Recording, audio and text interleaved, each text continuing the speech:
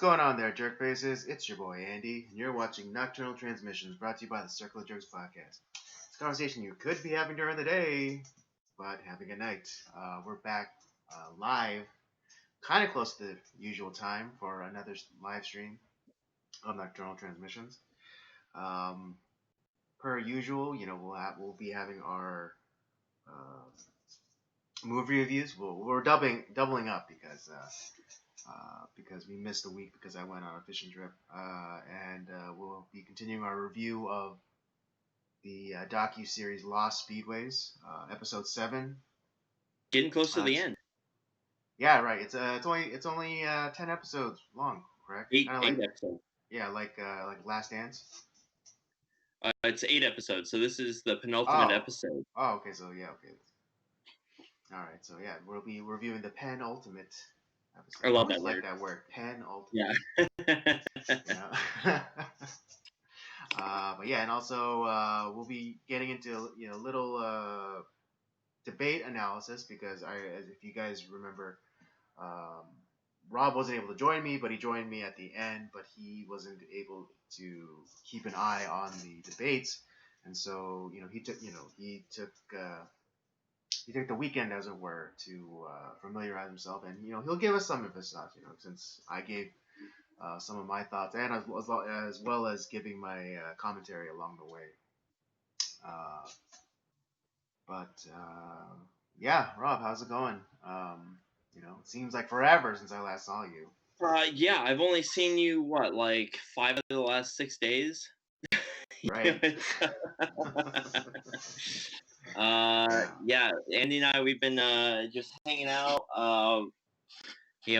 having some meals together, watching some movies, kind of, some for some future podcast episodes.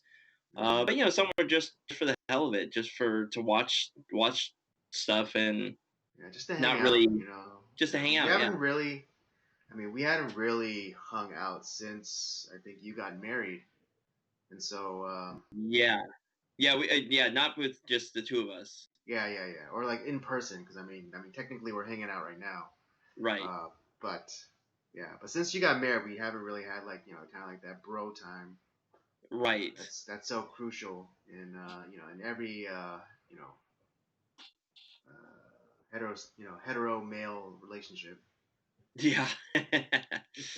But yeah, so that was a lot of fun. I had a lot of fun doing that. Actually, the last 3 days I've been watching a lot of movies, which is totally fine with me. Mm-hmm. And what is it? We had an issue on Sunday with our stove. It's an electric stove, but it shorted out, and so. And I don't know why I didn't think of this at the time, which is just so dumb of me. But I had a repair guy come out today and take a look at it, and we reset the fuse just on the electric stove. Works. I was like, right fuck, back at it. Yeah, so it wasn't completely destroyed. It wasn't. I'm not gonna blame my wife, but she. I will. Just kidding. I know you will. But yeah, no, we had an issue, and it was kind of felt like the 4th of July there for a second with kind of it sparking and going crazy. But I'm just kind of glad that we didn't have to be without a stove for all that long. But I'm so dumb. I don't know why I didn't even think about the stupid damn fuse box. I almost forget that. Because it's electrical. Me too. I should have caught that as well.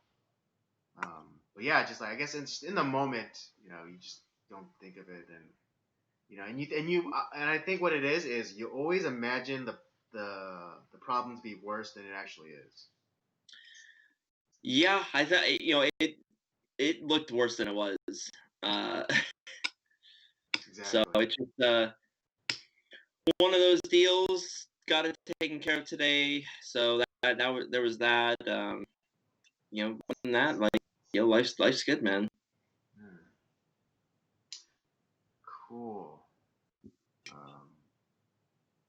Yeah, I actually got to take get a nice day off, as it were, from you and the missus. But Yeah, yeah, also because I spent 6 hours prior to meeting up with you making donuts, and so right. yeah, so Thank you for that, Andy. Those are fantastic donuts. We're still enjoying them. nice. Well, I made you a lot, so I know. That's why I was like, I was like, you didn't have to make that many, Andy, but thank you.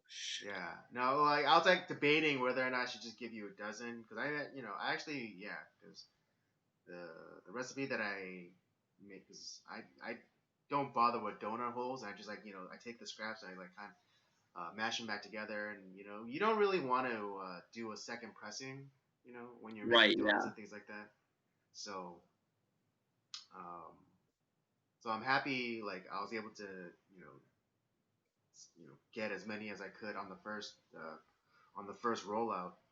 Um, so I just decided like, all right, I'll just I'll give them. I forget how many I get. I gave you like 3 rows of 5, right? So 15 donuts. Yeah. Yeah. It's a lot of donuts. Yeah. So I just decided to give you just like 3 more, and then like the rest like in the second pressing that I did, I decided to just keep for myself and give to my parents or whatever. Yeah. Best part of Andy's donuts, they're not. They're like, they have that. They're glazed, but they're not like too sweet where it hurts your teeth. It's perfect.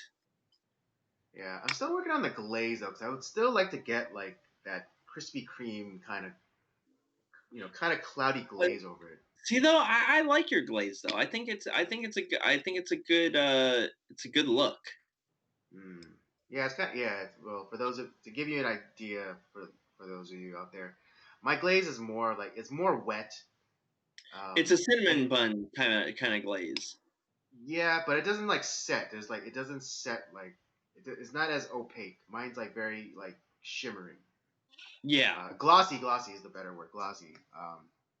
But I don't know. I'm still gonna try and get it down to where I think it's just like I have too much liquid in my recipe, or in like Maybe that's a possibility too. Yeah. in the proportions.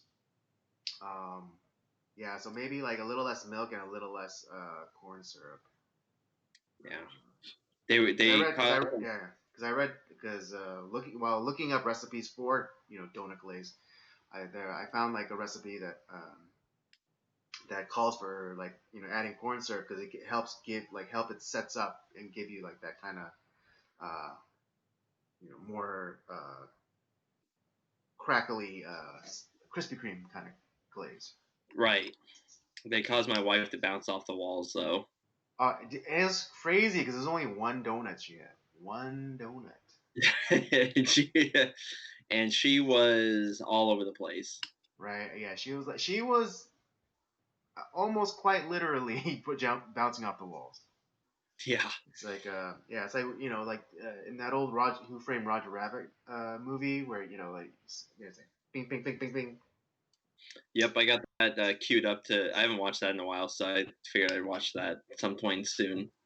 Oh yeah, well it's a good movie. It's a great movie. Yeah. But yeah, that All right. was Well, that was pretty much my weekend. Dealing with a stove that shorted out that I could have fixed myself. That I don't know why I didn't think of the damn fuse box.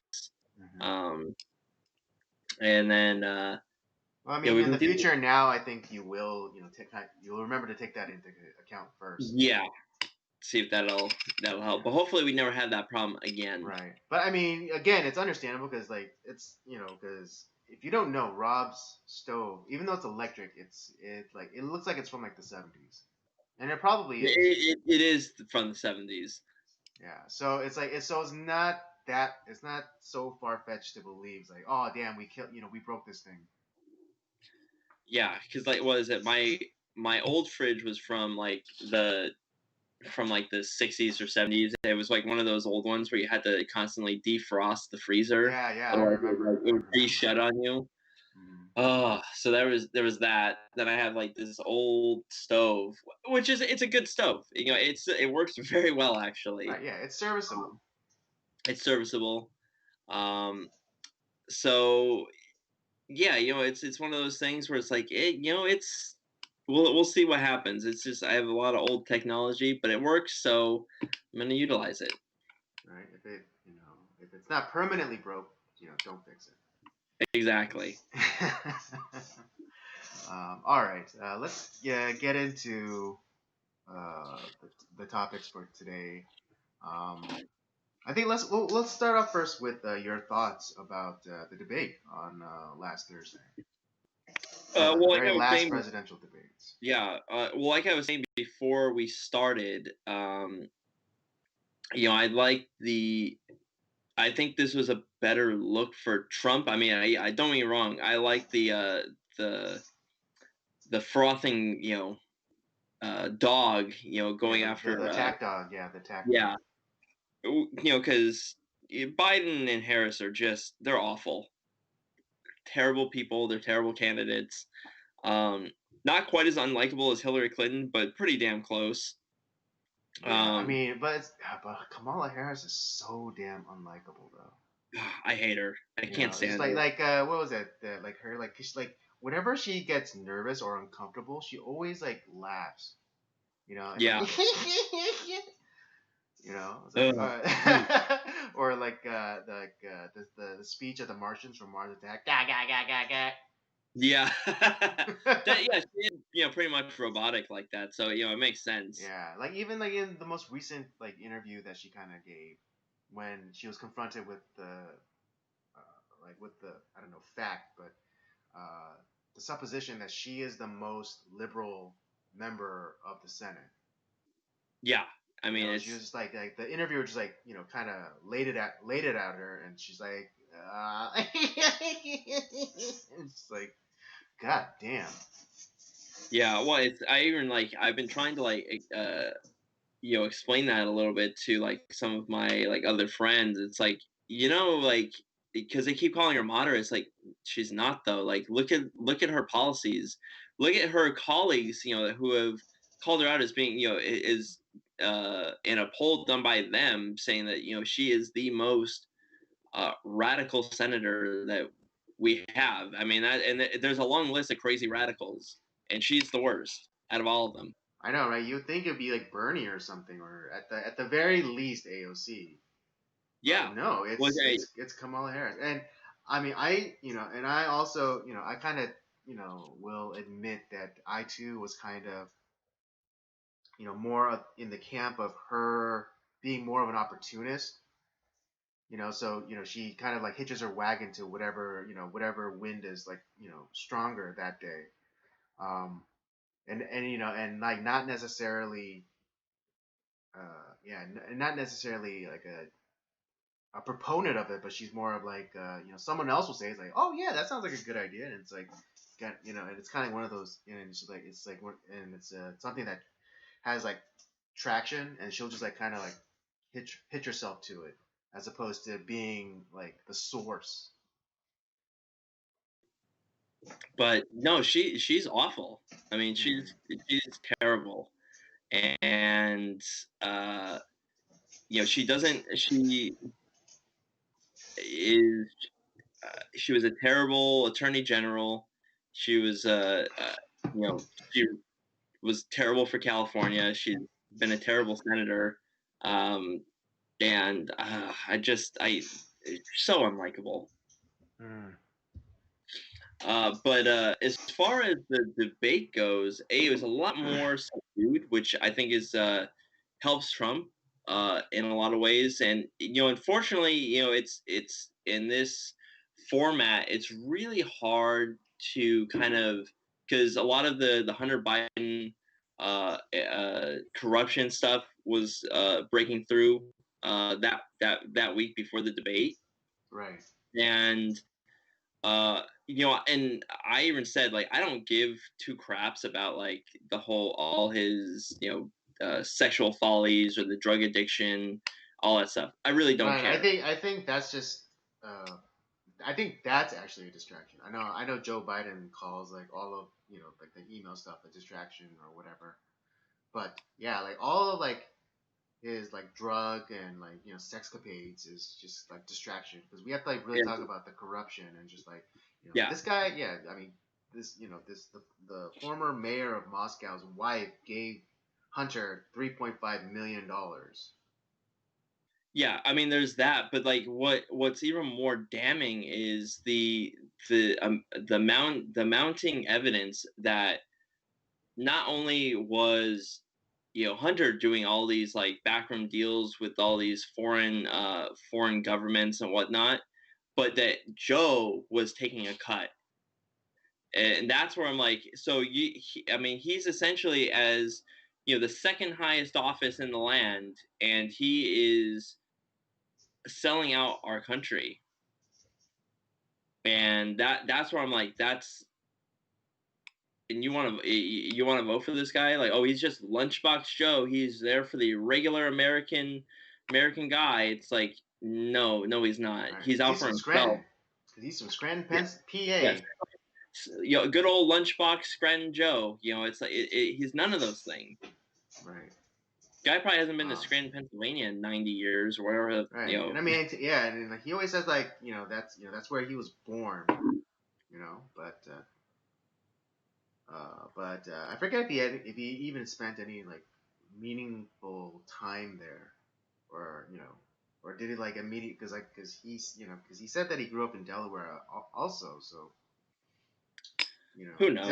exactly how long was he in Scranton for? But All of yeah, 5 minutes. interestingly enough though, with all of with the debate performance, and all of the stuff that's coming out about him and his son, but allegedly, supposedly, covering my bases. um, there's actually been a hashtag trending, is how to change my vote, or like hashtag change my vote, and it's for people who voted early and voted for Joe Biden. Yeah. So It's like, oh shit, whoops. whoops. Yeah. Yeah. So I mean, if anything, this will turn people off to the idea of early voting. Yeah. But anyway, so Yeah. obviously, like Trump was not able to get as much of that of really some of the damning evidence out there on the debate stage as like I had hoped. Mm-hmm. Um, but to me, the big whopper, the big landing blow to me is he finally got Joe to admit about his wanting to destroy the oil industry, and Mm-hmm. pretty much like any oil, natural gas, the whole with fracking, all that stuff. He wants to destroy that entire industry for the sake Right. of essentially what the Green New Deal or whatever the Joe New Deal or whatever the fuck he's gonna call it. Right. Yeah. No. And I mean, and even though all the other times, there's a record. He was like on record when he said these things.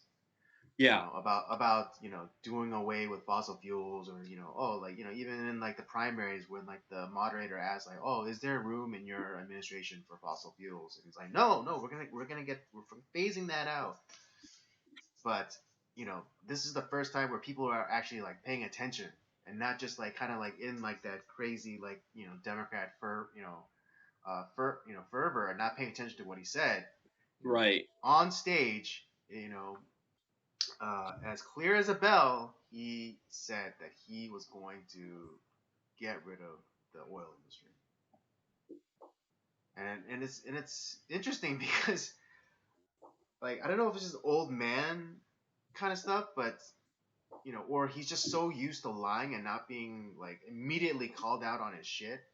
But he's like, when Trump was like saying, it's like, oh, like you're gonna, he's like, when Trump was saying like, oh no, Joe, you said that before. You said that you're going to eliminate the oil industry. You said you're going to get rid of fracking, and then Joe like kind of challenges. I was like, no, I didn't. He's like, and Trump was like, oh, he's like, well, there's video of you, and then he's like, and then for some reason Joe Biden was like, thought that you like this wasn't like readily available information or material, and it's like, yeah, okay, fine, okay, put it up, find the video, put it up, put it on your website. The next day, Trump had it on his campaign website.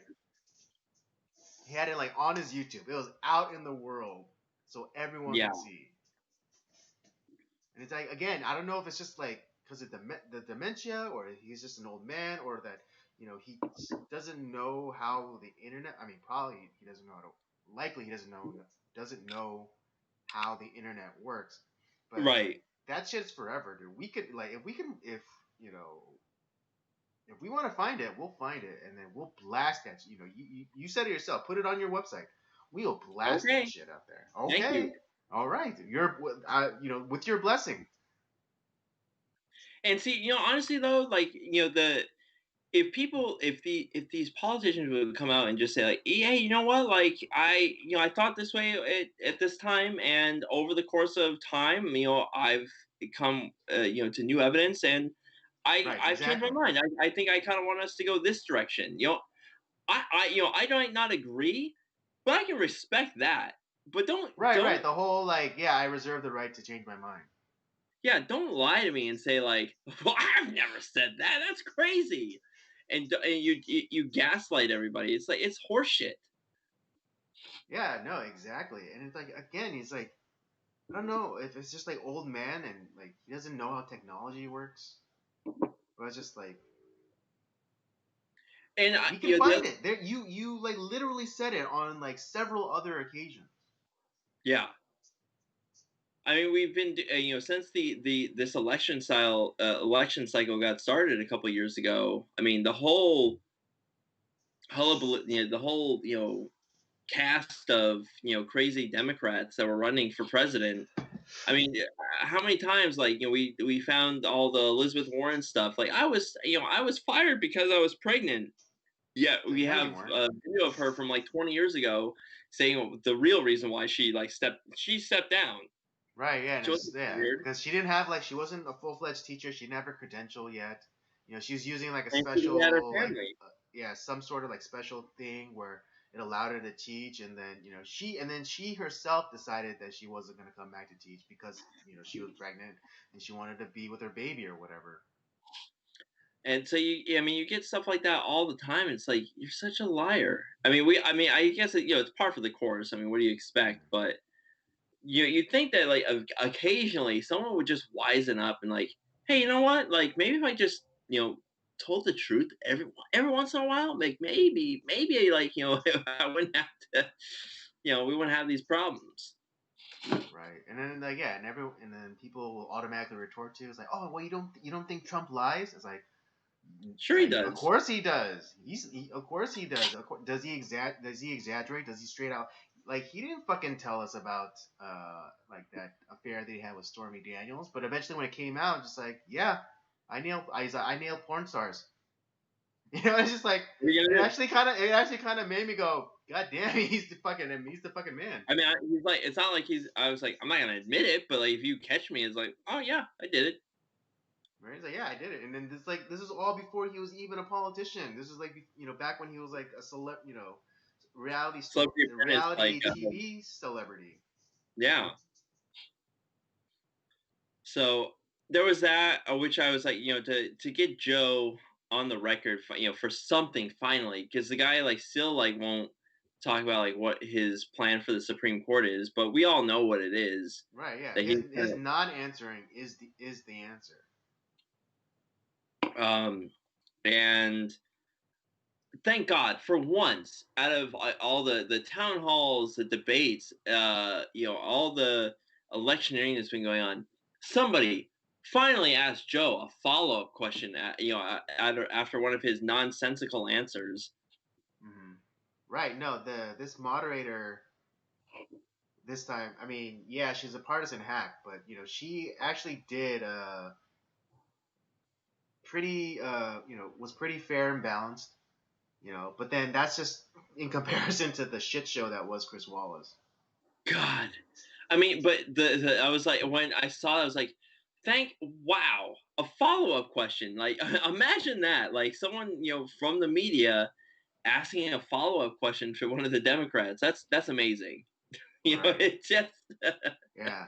Oh no, but interestingly enough, though, when Joe admitted that he was, or when he said that he was going to dismantle the oil industry, or and stop fracking or whatever. Uh, the the moderator, what seems like she's asking a follow up question. I think she was like kind of, uh, kind of like that, kind of like a face palm. Like, why would you ask that?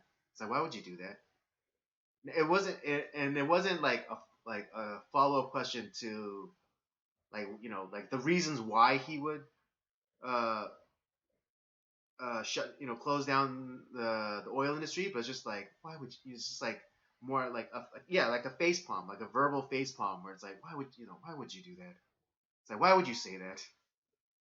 It's like, Like, he's like, you dumb fucking old man. yeah, it wasn't out of like, it was just like, well, fuck, I guess I have to ask a follow up question. I mean, this is But just no, I don't too. even think that's a follow up. I think that was just more of a reaction, for to him saying like, oh yeah, I'll shut down, I'm gonna get rid of the oil industry. It's like, why would you say that? It's just like more, Yeah, more of like a yeah. natural like react response, and Hey, like you know what? out I'll of. take what I can get. I'll take what I can get.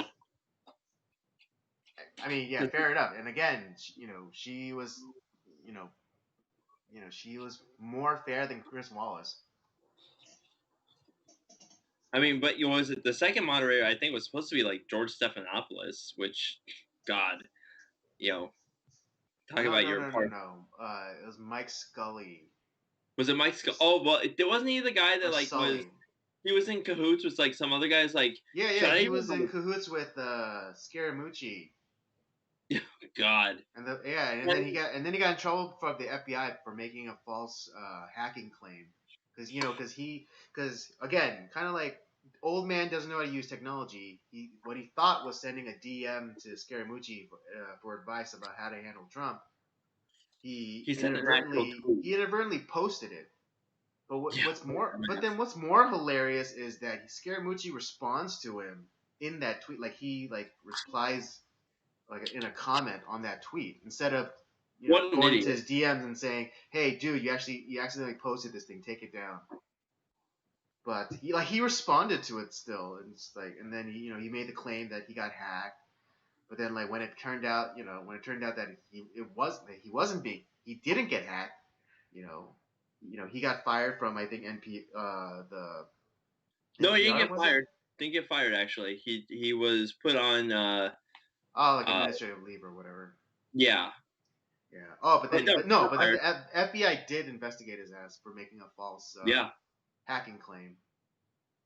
Um, But no, never fired. Not once. okay. It's Yeah, I mean, I wasn't 100% on that, but thank you for the clarification. Um, so those were like a few of the things that like I noticed from the debate though, that like it was just like some actual follow up questions for once.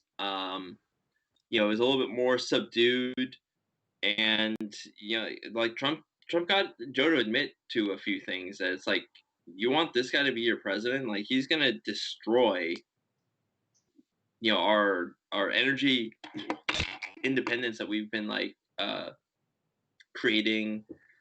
Um, Nothing that he would do about the whole pandemic is anything that like Trump hasn't already done or tried.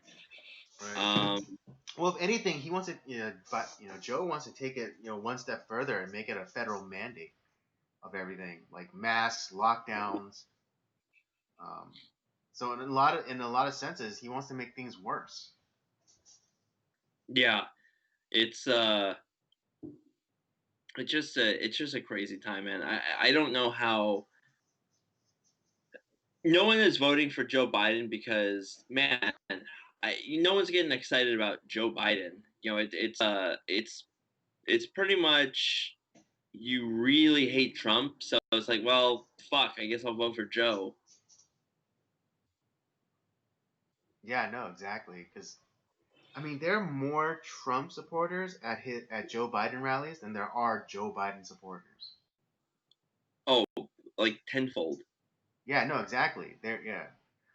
So if there are three, like let's say this is just an example. If there are three Joe Biden supporters, then there are 30 Trump supporters there, just to troll. Yeah. And like how can you blame it? Like Joe is not exciting. He's not bringing anything new. He literally, he admits that he's gonna, make everyone wear a mask and like, I think even in that ABC town hall, he was like saying like, oh, or not, no, maybe not that one, but some interview, I know he like someone like a reporter was asking him about like the mask mandates, and because Joe forgets that there's something called the 10th Amendment. Um, Yeah. he's like, oh well, he basically said that he's gonna bypass the governors and go talk directly to like mayors or council members and shit like that. Oh, that pesky Constitution. Yeah, He that needs all. pesky constitution, all those checks and balances, Yeah. to power. Um, but and then like and then another 3 months of lockdown because of why? Yeah. Because of nothing. That's why. And then he's gonna raise your taxes. It's like this guy's not bringing anything new. He's like he's just gonna make things worse. And he's telling you that he's gonna make things worse. But people are so foolish that they think oh like they kept saying that Trump was going to take away all these rights, and he's going to put he's going to throw he's basically saying that he's going to do all the bad things like to the gays and to the women and to the trans or whatever. But it's just like in the 4 years that Trump's been president, right what privilege has been taken away from you? Yeah. That and like you. I mean, was it Trump? That's just one question you just have to ask yourself. What right or what privilege do I not have under Trump? Yeah. Well, and you also have the other idea, like all the stuff that that Joe is railing about, and like all the Democrats are railing about. It's like, okay, fine, you're gonna vote for this guy. Like you had 8 years of being being vice president. Like why didn't it get done? You've been in a public office for nearly 50 years. But now now things are gonna change, right? Like you're nothing. It's but couldn't do anything in the first 50 years, but maybe this time, something's actually gonna happen. Like it's where you have Trump, who actually like not only maybe hasn't accomplished everything he wanted to, but I mean, the stuff that he's done, wow. Right? Yeah, it's like the stuff that he got done is like like a usual politician, it would it would take at least 3 to 4 different administrations to get done. Yeah. Yeah, exactly. You know, And and it's it's just, interesting like his because his um, when Trump asked him about why he didn't get anything done, and he blamed because oh we had a Republican Congress or Republican Senate, they were well, natural obstructing history. us. And then Trump had like I think the greatest answer to that in ever when he's just like, well, sometimes you gotta talk him into it, Joe. Yeah.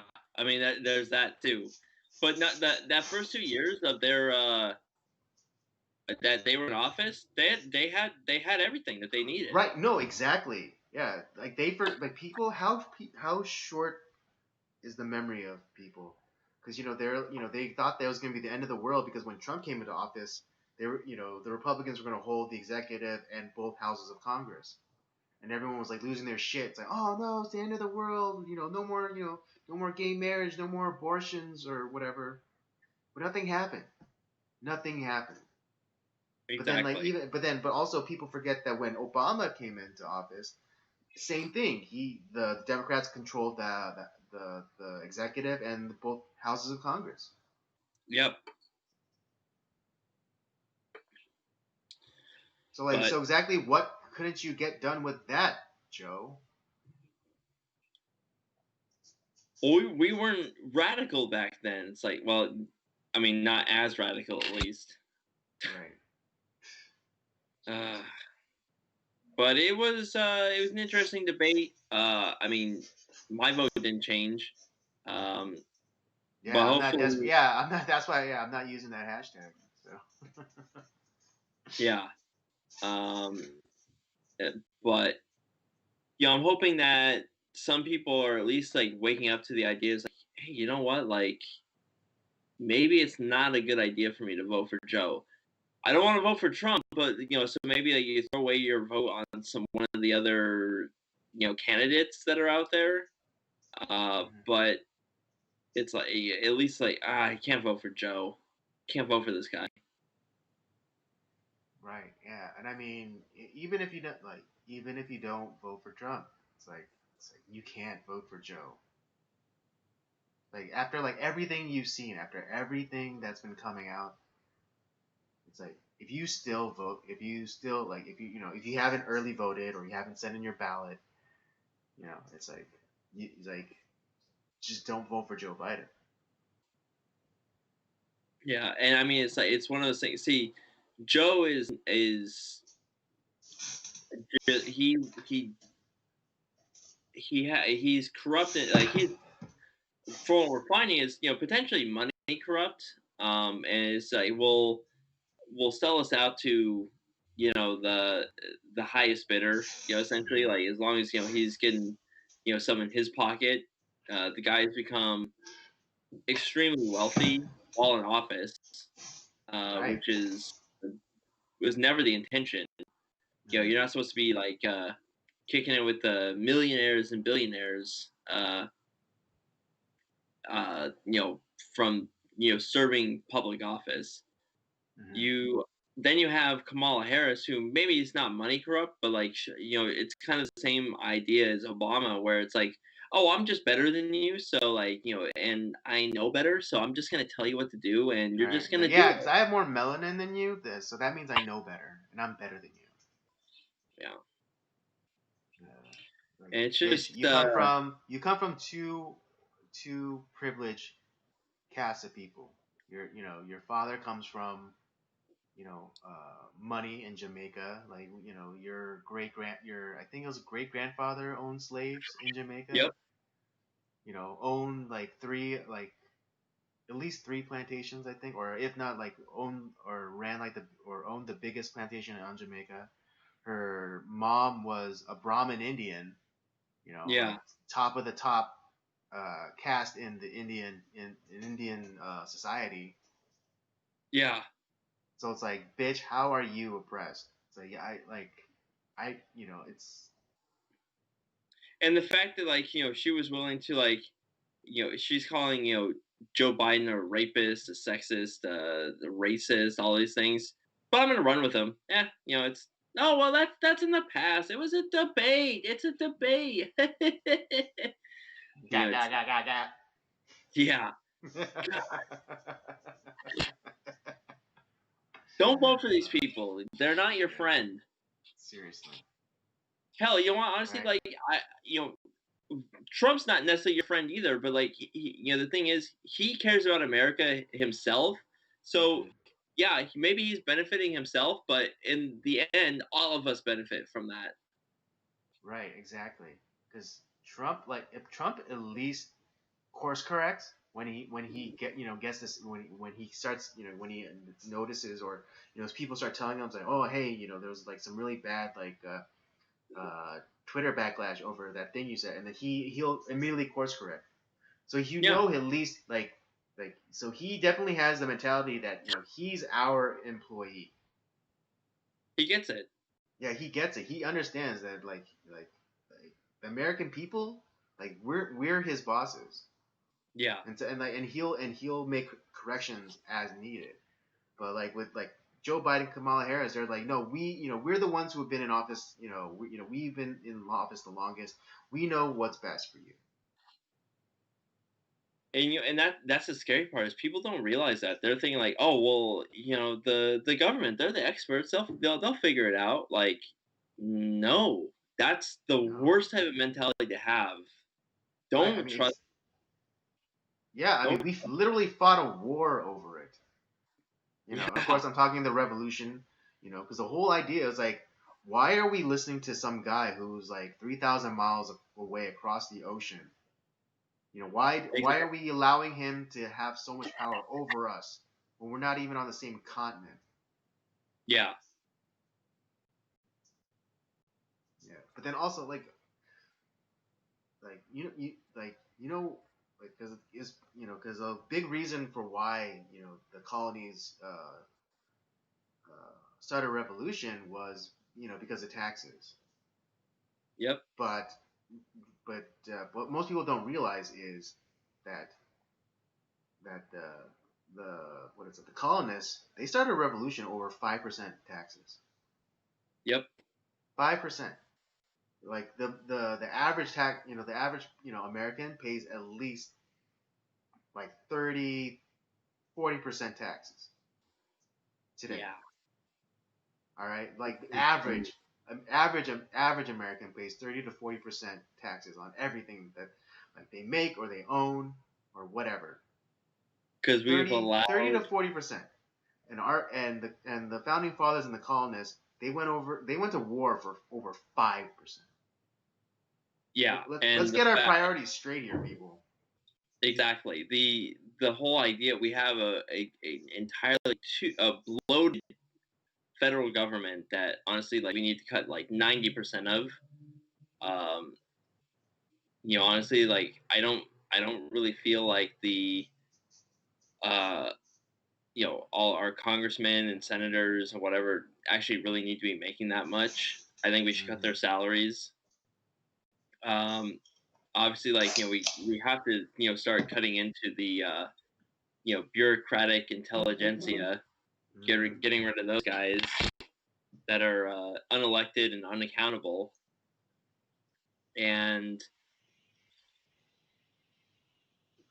I mean, it's getting to the point if we elect Joe Biden. I mean, you even had 50 Cent saying it's like there's gonna be like in some places there's gonna be a 60% tax rate. It's like I don't give a shit if Donald Trump hates black people. I ain't paying his fucking 60%. Right. Yeah, and that's in California. That's where we live. That's yeah, that's horseshit. Right. And even if it's like a certain like only like a certain tax bracket's going to be paying like 60%, it's damn well not going to be like people fitting. Yeah, Like maybe he'll his taxes might go up like a few percentage or two, but right. who's really going to suffer that 60%, that 60% tax hike is people like us, people in the middle class, Yep. and like even lower. So, but then again, It but I really, also heard that Chelsea Handler offered her pussy to him if he changed his vote, and like last time I heard, I think he accepted. I don't know. It might have been sarcasm, but God, yeah, that's some yeah, shit and yeah, stuff. it was. I mean, this is a little bit off topic, but yeah, Chelsea Handler like said, in a very condescending way, like she was on the Tonight Show, and she said like, oh, and I had to remind him that he was black. Yeah, talking Oh, about 50 Cent, talking about like why would you come out and say this, and like it's like, oh yeah, I have to like remind him that he's black. It's like, oh, because he's black, he has to vote in a particular way, or a particular way that you want him to vote. we'll have to watch that movie, that documentary, Uncle Tom together. Yes, we have to. Gosh. Uh, where it's like the whole idea of if you don't vote for a Democrat, you're not black. That's the most That is racist thing racist I've as ever heard of. shit. That is racist as shit. Right? Yeah. I mean, Well, interesting enough, during this past weekend, we watched Lakeview Terrace, which I had was just thinking that. yeah, which we had like a lot of racism, but it was, I hate to use this phrase, but it was reverse racism, Yeah, because it was racism against a white guy, and then what is it? For those of you not know, Lakeview Terrace is a movie that came out um, 2008, I like think. or 11. something like that. Yeah, Yeah, not not but not that long ago. yeah, not that long ago. But it's about like this inner like this interracial couple, and they move into this new place, and they have this neighbor played by Samuel L. Jackson, and he's a cop, but he's also a single parent. But for some reason, he's has this chip on his shoulder, particularly against the white husband. And Yeah, his interactions, um, he finds the white neighbor listening to hip hop music, and they kind of exchange pleasantries or whatever. But as Samuel Jackson's character is walking away, he kind of turns back and says, "Hey, you can listen to that all day, but when you wake up in the morning, you're still white." And it's just like wow. And it's like imagine the roles were reversed, and yeah, a white guy's and there was a black guy who's listening to I don't know like country or classical or yeah. soft rock. Let's say soft rock because that's fucking white. You know. But the white guy, as he's walking away, says, "Hey, you can listen to that stuff all you want, but in the morning, when you wake up in the morning, you're still black." Yeah, It's just it like, just yeah. I was just kind of surprised that they even like kind of showed that like kind of like reverse racism and mm-hmm, where like you actually kind of felt for the main character because he was kind of not only was he getting it from the neighbor is played by Samuel L. Jackson, his character's name was Abel Turner, but his father-in-law too.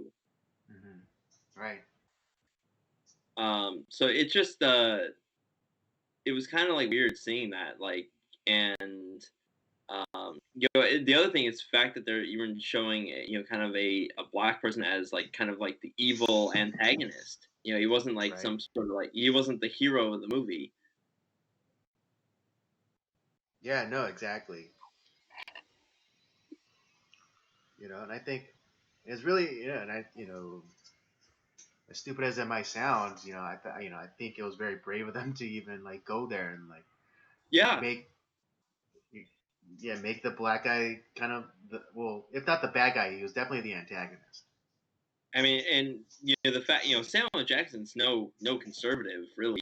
Right. No, Um, I mean he was the one that he was like one of the many celebrities who said that in 16 that if Trump won that they'd be moving to Canada or whatever.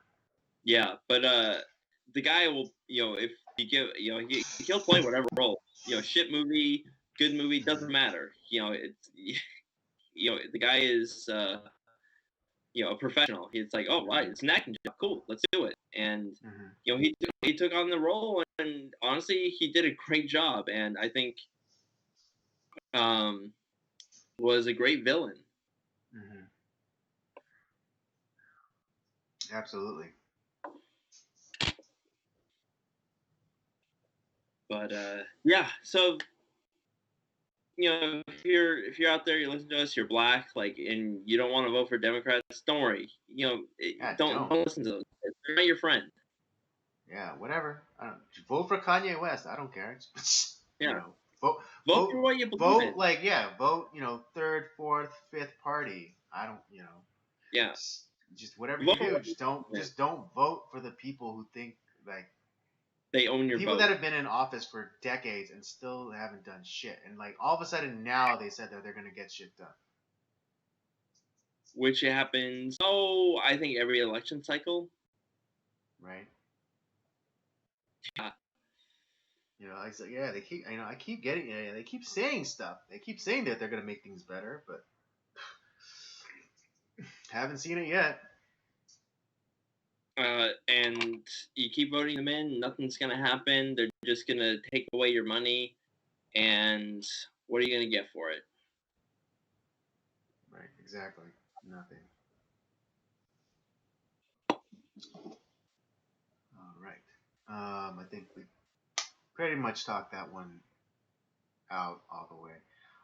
Let's get into really quickly.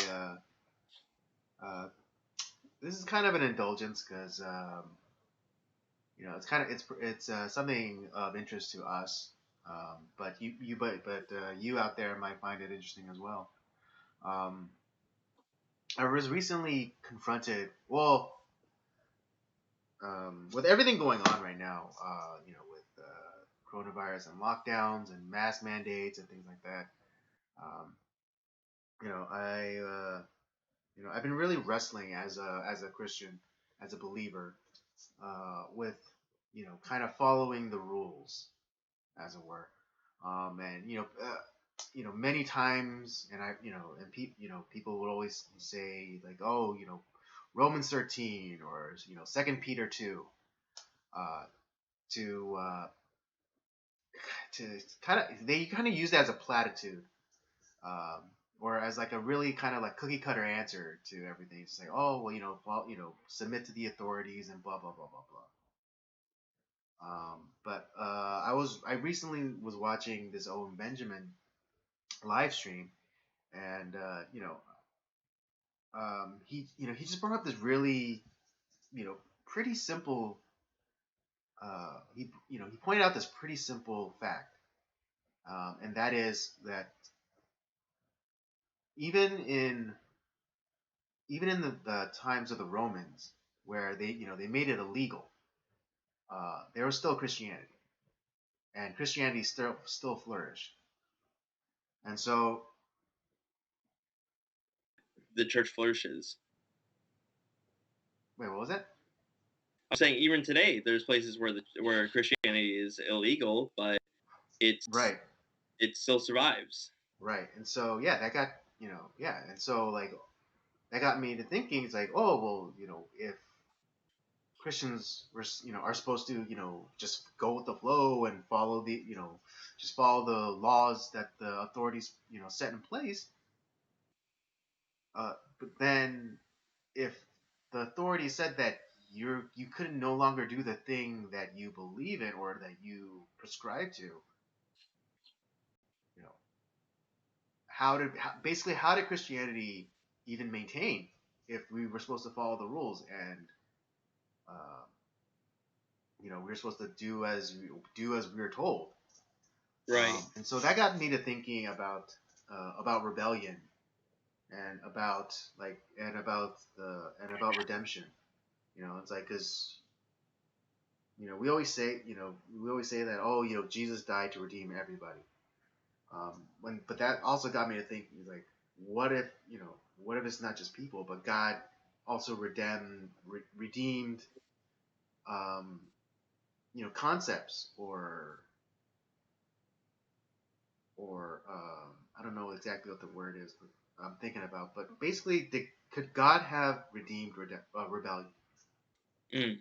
And so, yeah, I was thinking about that for a very long time, and then I finally postulated the question to Robert, and so I guess now we are actually gonna take some time and kind of wrestle with it a bit.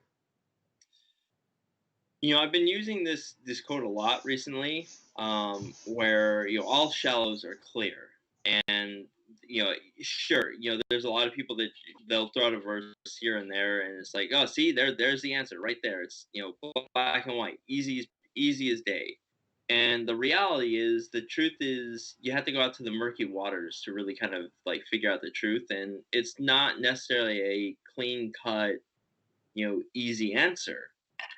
A lot of those verses that people are using, I don't think they don't understand the context all that much. Sometimes, in context, when it comes to this stuff, is extremely important.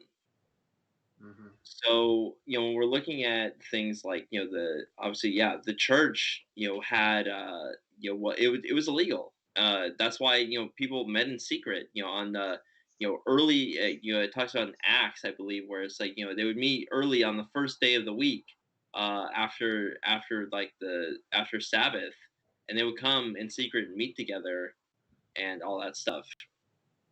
And, uh, even like the famous like the fish symbol, which in Greek was called an ichthys.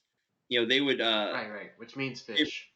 yeah. So when they would make if someone like made like one of the lines and someone made another line, kind of to complete the Right, right, right. symbol, that Hmm. was like, oh, they're safe. Okay, it's the so yeah, you had to meet in secret, because if someone was allowed, if someone kind of alerted the authorities, like there's a good chance people died. 95% of the time those people died. Hmm. And so yes, it does talk about, like, Christ talks about giving to Caesar what is Caesar's, giving to God what is God's.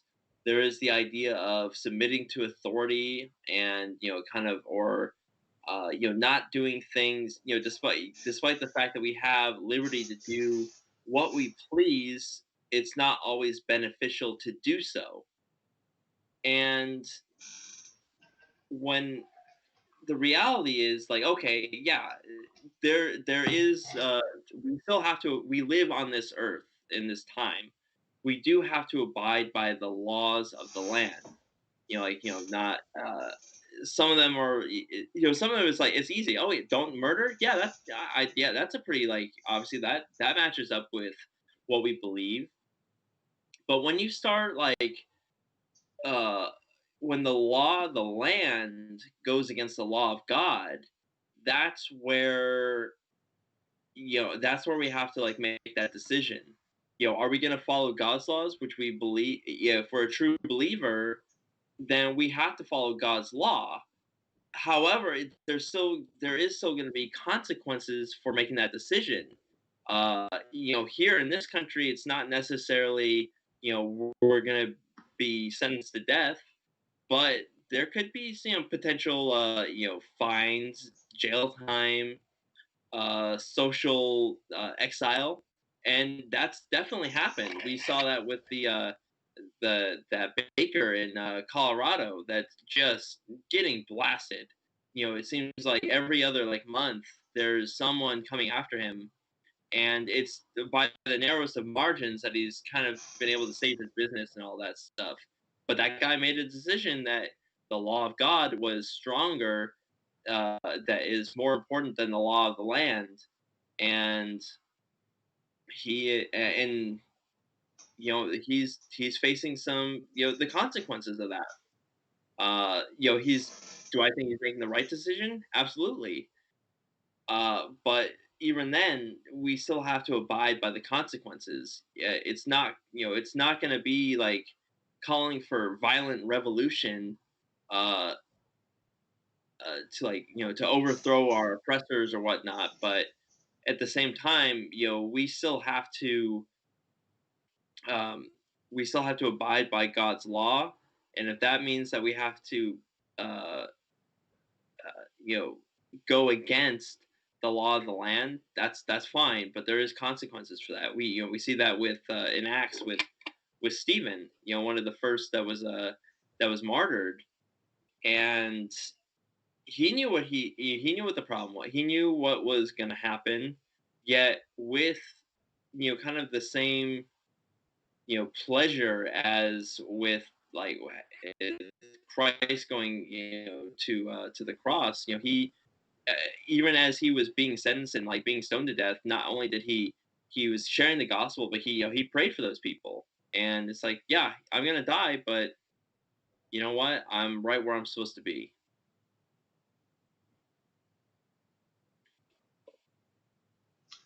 Well put. Yeah, it's just yeah, it was kind of like, one of those really, like, uh, points of clarity for me. When it was, like, simply pointed out to me, it's like, you know, uh, what was it?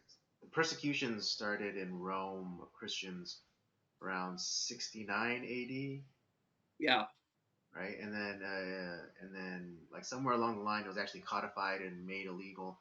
But then, but then the ban wasn't lifted until about, nearly 400 AD.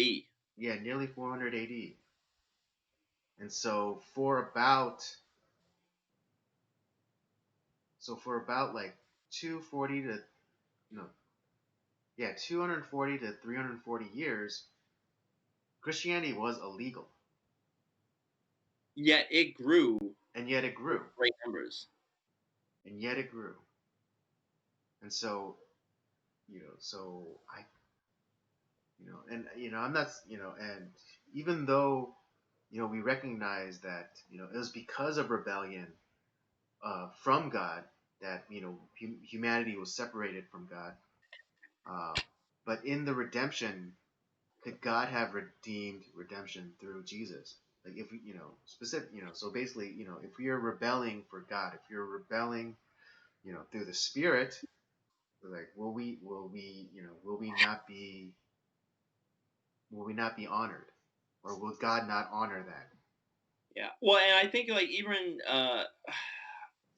even as far back as, let's say, the Old Testament, back in the times of the Babylonian exile, you have Shadrach, Meshach, and Abednego, who kind of abide by this. They like they said, like, listen, like, we can we're not going to worship you. We're not going to worship Nebuchadnezzar and like the gods of Babylon. We worship Yahweh, the holy God. Um, and so you can throw us in this furnace, and if we perish, so be it. But God's going to protect us no matter what. And Mm-hmm. obviously, for most Christians, we know the story. They survived the furnace. Uh, you also have Daniel in the lion's den, or even like him doing like what they some people try to do it now, called the Daniel fast, where he Right. did not abide. He didn't abide by like the fruits of Or the of dietary yeah. requirements of the Babylonians, but he kept to God's word, and he didn't eat any of the meat thou sacrificed to false gods, Right. and he sustained himself only by eating vegetables and presumably fruits. Yeah. And and after a certain time period, he looked more healthier than the meat eaters, like Yeah. more and like more robust, and filled with and more vigorous. But that, like I said, that's an act of rebellion. It's like Mm-hmm. he wasn't gonna do that. You have Moses kind of bucking the trend of the Egyptians, and the Egyptians, or the Israelites, they when they were obviously it took Moses being their leader, but like they were rebelled and ran away, uh, or were able to get away because of God's providence. But that's rebellion right there, if you think about it. Mm-hmm. So it honestly, like, I've never heard it quite phrased that way. I would never have thought to ask that type of question, but I think the Mm-hmm. question is very valid. That, yeah, I mean, you know, from nearly as long as time began, the people who have chosen God, and had, when there's been oppression towards believers in God, whether in the Old Testament or the New Testament, people have chosen, like, okay, we're going to obey God, but but they've been willing to abide by the consequences of that as well. Mm-hmm.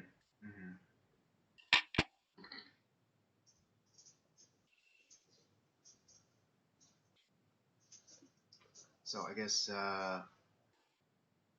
then your answer to me is that I I would that you would I would I agree. would agree with the question. Yeah, I would You agree would with. agree with my premise. I would definitely agree with the premise. Okay. Very cool. Yeah, it's just because it's just like because the past like the past 8 months, because of lockdown and because of mass mandates and things like that, it's like as Owen Benjamin calls it, like the churchians, they always just Yeah. they're just so quick to spout the the usual Bible verses to be like, oh, just go with it, no need to create waves or or anything like that. But No, it's I like, mean, the thing is like no, and I have like no problem. Okay, like if we need to wear the mask or whatever, okay, fine. That's I've kind of like written that off. Like okay, fine. But the fact that like people were abiding by like some of the health mandates that were there, but still doing what's like meeting together to be a church, yet they were being either arrested or whatever. And I don't know if there's a lot of like you said, the churchians who would be like, oh fuck that, like I'm not gonna do that. It's like I guess I'll just stay home. And now you're just like cowering to the government that is trying to take away your ability to worship and pray as the you know as our constitution like states that we are allowed to do, mhm, um, not because the government says so but because God says so. mhm, It is our God-given right. right, um, and like I said, I'm all for like taking the precautions to be safe. I'll do all that stuff, but they are taking away our or trying to take away our right to worship and do all that stuff. you mhm, know and it's just I mean you see all the attacks against the Jews. You see all the stuff that's happening. It's pretty much Jews and Christians. I haven't heard one thing about like someone coming out and talking about Islam or any of oh these. yeah, like yeah, yeah, you haven't heard about like a mosque shutting down or the government coming in and like arresting an imam who was Yeah, giving a sermon or whatever. No, it's just Christians and Jews. And that's, but yeah, particularly in New York because like the borough that the police came and broke up like a Jewish service was, well, like it was basically, well, I think it's really because I think the governor of New York, Andrew Cuomo, um, he's bitter uh, about how Jewish Jewish people usually tend to vote for, well, let me rephrase that, religious Jews or Orthodox Jews lean yeah, heavily conservative and vote Republican. yep, And so yeah, they're like they're trying they're trying to uh, dissuade, and it's like bad optics too because like because I'm pretty sure even though it might have, I'm not saying that it was, but you know whether it was an order from like Cuomo to De Blasio has to be careful because that motherfucker, his real name is Wilhelm. oh Jesus, Exactly. Exactly. That, like, he changed his name to De Blasio. It's some like Germanic sounding name, like Wilhelm something or other. I forget. I'm gonna look it up real fast. I think it's important. Uh, Mr. Groundhog Murderer himself. yeah.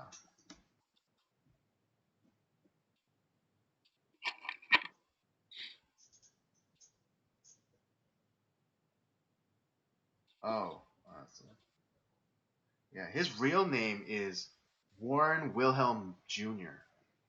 Jesus. Exactly. And he sent like he sent uh, Junior here sent cops to crack down on Jews. Yeah, Not a good look. not a Not a good look. good look. Wilhelm. Yeesh. Oh boy. But But yeah, it's just we. I think it's time. Yeah, we've said it from like the almost from the very beginning of this whole outbreak. It's a lot of truth is being revealed in a lot of things. right, Um, yeah, and I mean, let me set the record straight because I know like there's some people who might be watching and like oh, you've always been against masks or whatever, like me specifically.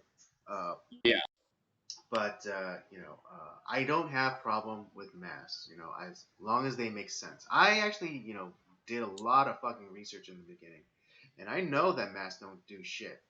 All right, you You even don't. Fauci himself. Fauci has dedicated his life to infectious diseases. You think like he's Praise learned be upon. something new? You think he like this thing is like so like you know because they call it the novel virus. You think this is like so new that something that Fauci has never seen before? Of course not. So It's when just he another. like so when It's he came out early on and said like oh don't wear masks like you know it might stop like one tiny droplet, but it's not going to stop anything. And also I know like the virus is smaller than the spaces the interstitial spaces of the mask. That's the weave. Interstitial means in between the weave of the mask. So the right. virus is smaller than the space in between the individual threads that make up that mask. Yep. So it's literally not doing anything. Yeah. But again, like I have always been.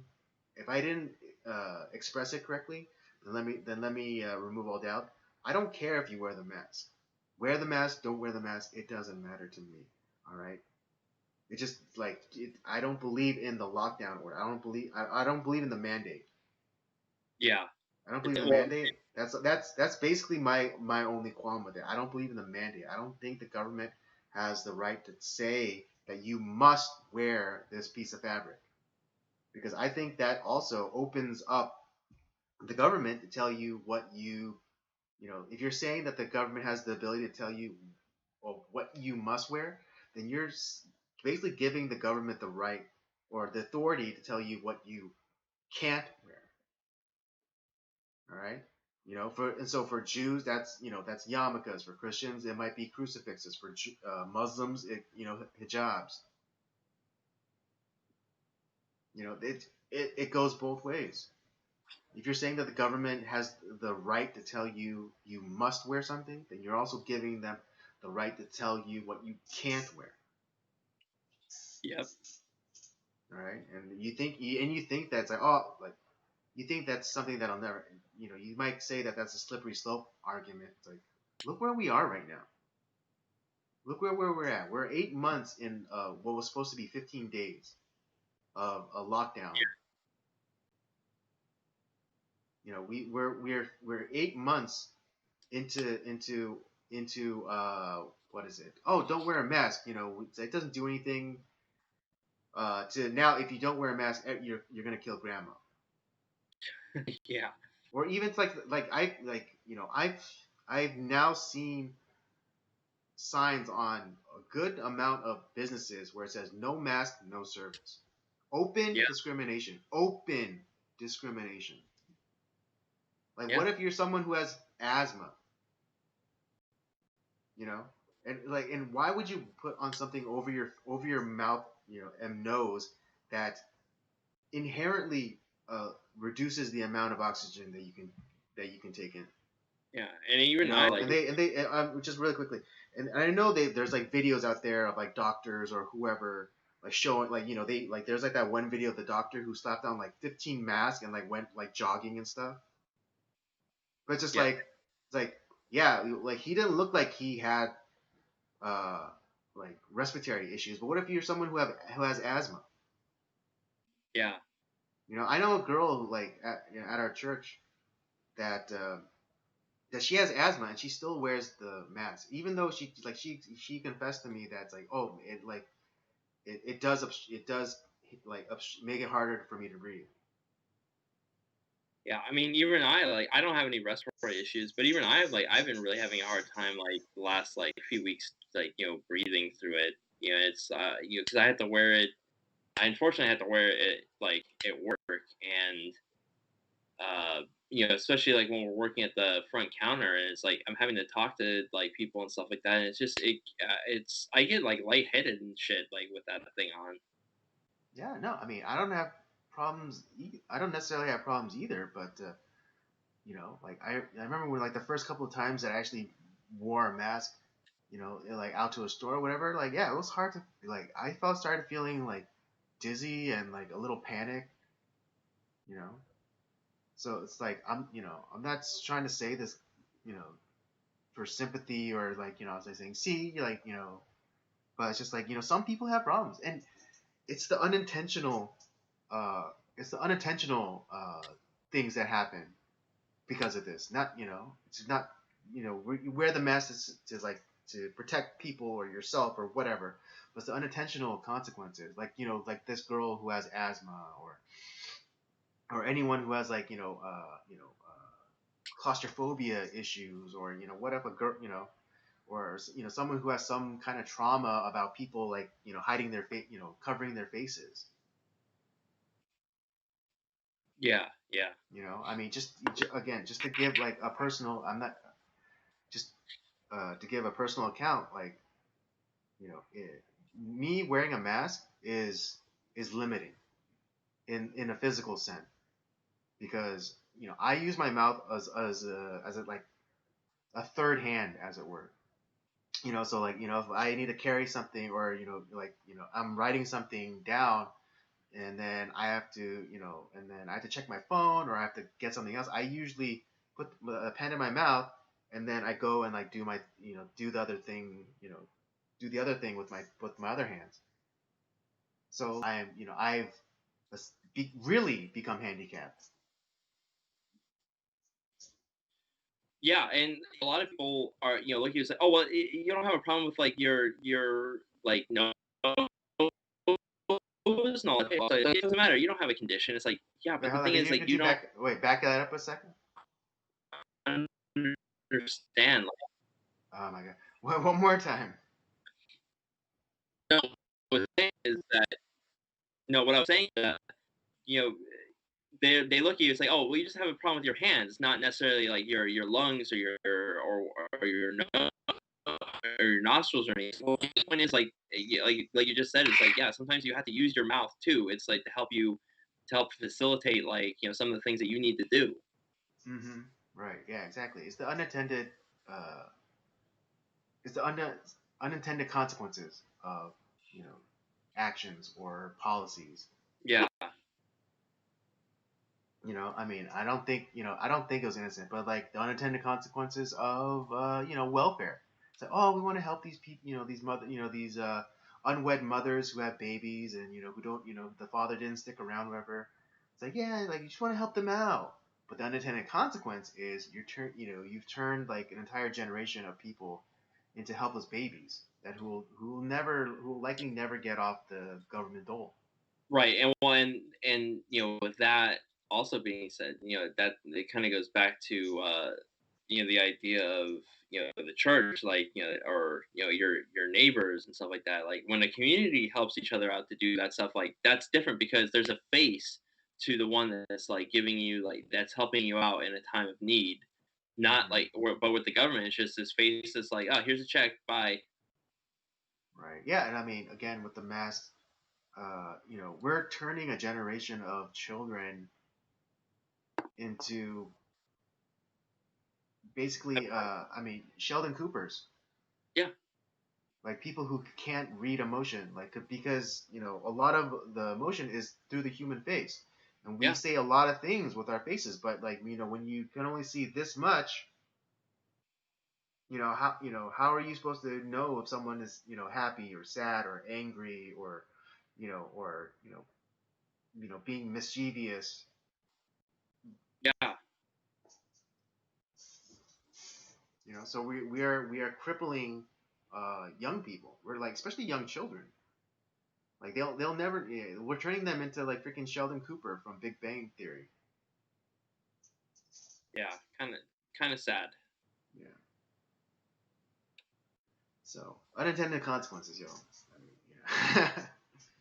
Yes, but I do think that God has redeemed rebellion, and I think that if I think Christianity is countercultural, from its founding. You know, through the example of Jesus Christ, it is meant to be countercultural. And I think that quote unquote rebelling, for God will, you know, only be a benefit to you, and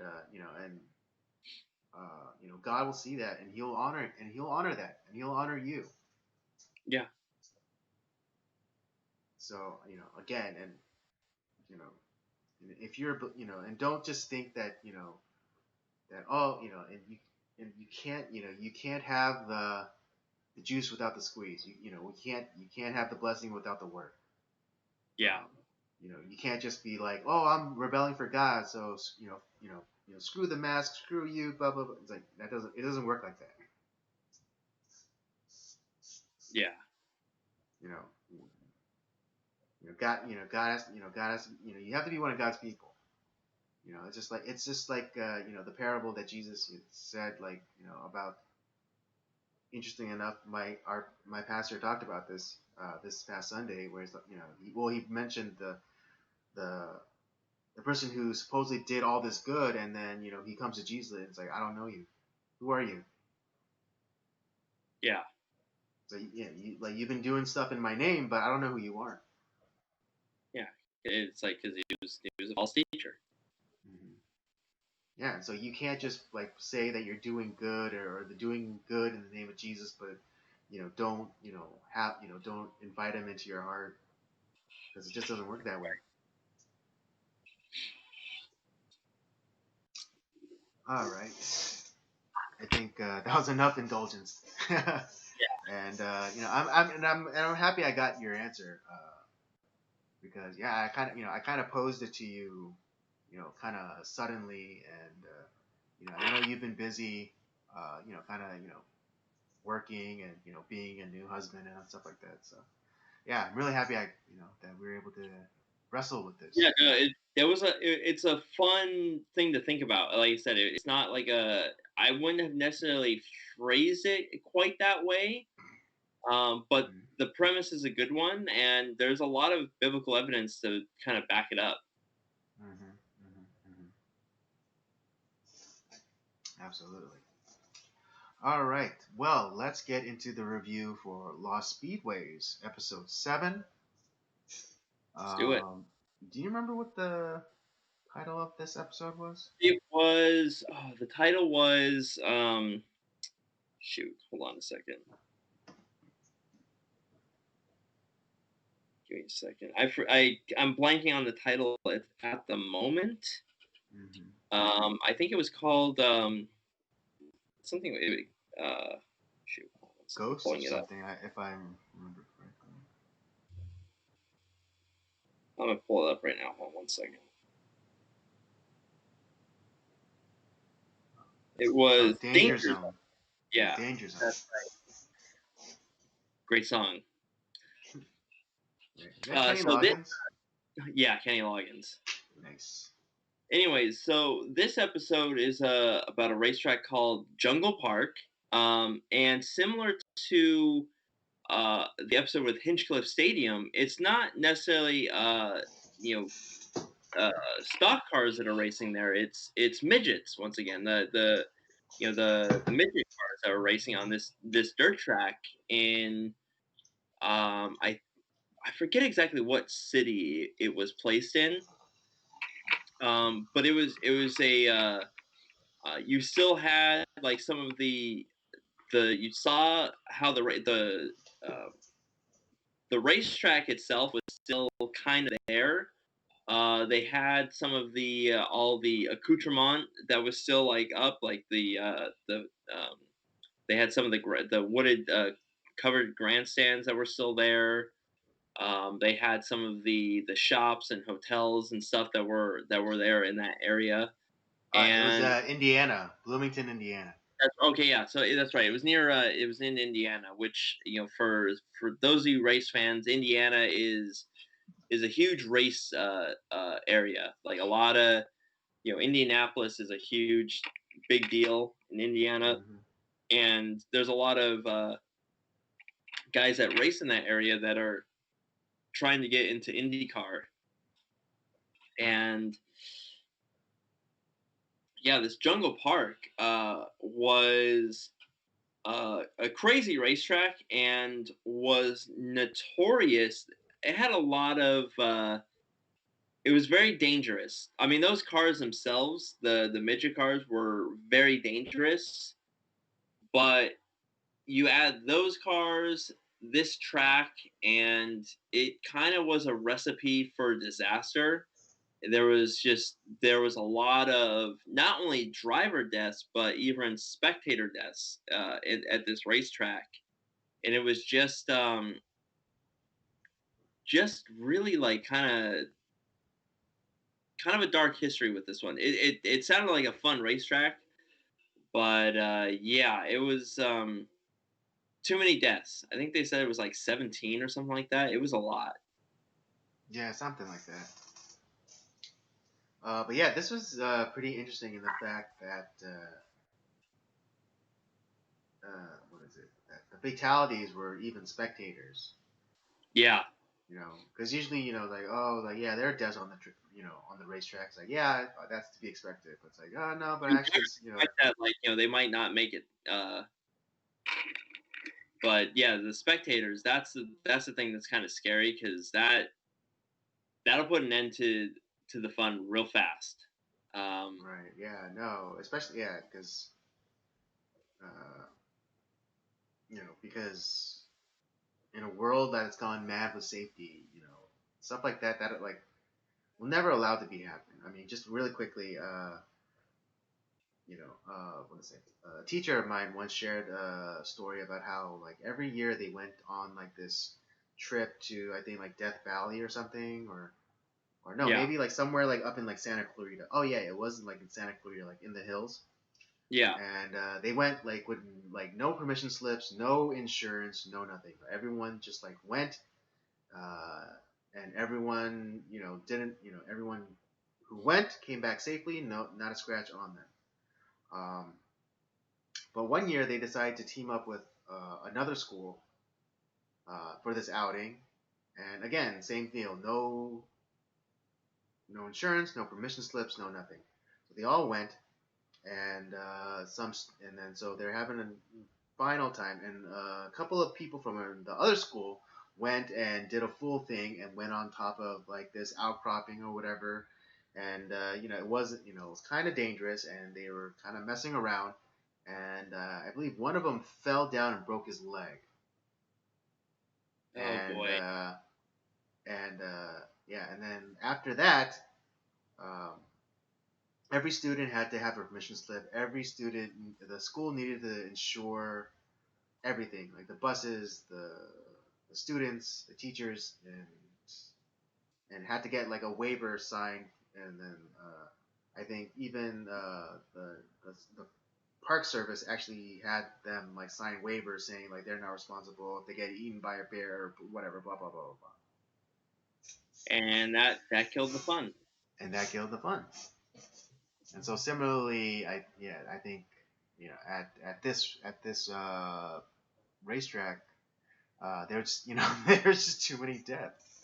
You know, Yeah, well, I mean, it's like unlike some of the past racetracks, that like why they closed down, because of whether the townsfolk didn't like them right? or Whether political or financial or right.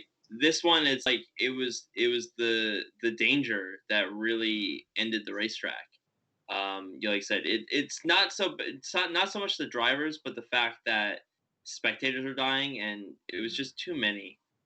One is like tragic enough, but when it's several over the course of like a a decade or two, yeah, that just can't happen for especially for a sport that you know is so fan driven. mm-hmm. Um, Oh yeah. yeah, you can't be killing off your base. Like what makes the world go round. Um, so it was just a, but I think like the actual racetrack it's such a like the fact that guys, I mean they interviewed some of the guys that used to race there, and it's like yeah, I mean there was times where like when we came here we knew that like it's possible like I might not make it out of this race. I mean it just, and but then you strap on that helmet and it's like you kind of put that in the back of your head. It's just a different era. Yeah, uh those absolutely.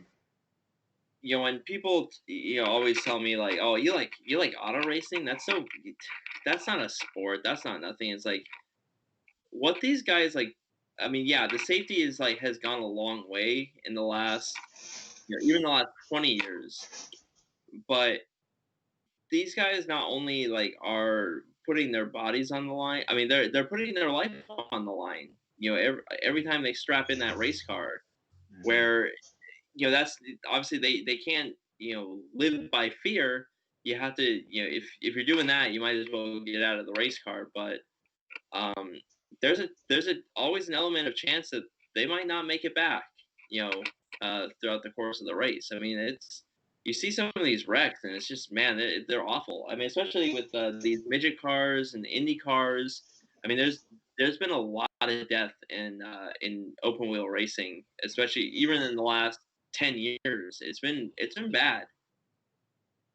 So the fact that you know this track, which was man, I mean I don't know if there's another track around that has that much death surrounding it.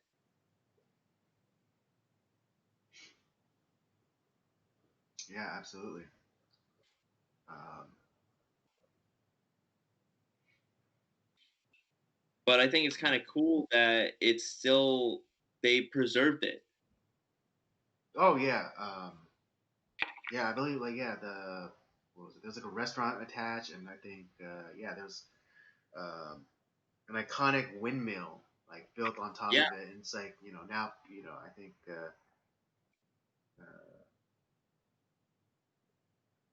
people like are so used to it. Does it have the distinction of being declared a historical site or I don't know if it's a historical site like Okanichi Speedway is, or um, like the um, uh, new Asheville Speedway. mm-hmm. But the I think there's a lot of people that wanted to like it's I think it's similar to like the that racetrack in Georgia that was done by Fireball Roberts, where it's just a bunch of people who like they want to like preserve it, and so they put a lot of money into the preservation of the track and the history. Mm-hmm. And so I think that's kind of like what's going on there. Mm-hmm. Because the guy that was kind of showing the host around, he's actually a country music star, but he loves racing, and so That's put a right. lot of That's his right. energy into preserving the racetrack and remembering the history of the racetrack and to present to future generations. Mm-hmm. Mm-hmm. Yeah, this was a really interesting episode. Just yeah, just in terms of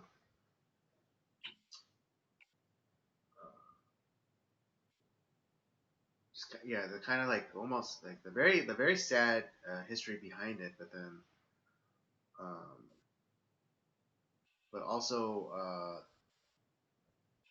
what's the word I'm looking for? Kind of like that kind of devil may care kind of spirit. Yeah, uh, there's a lot of that in racing. Mhm.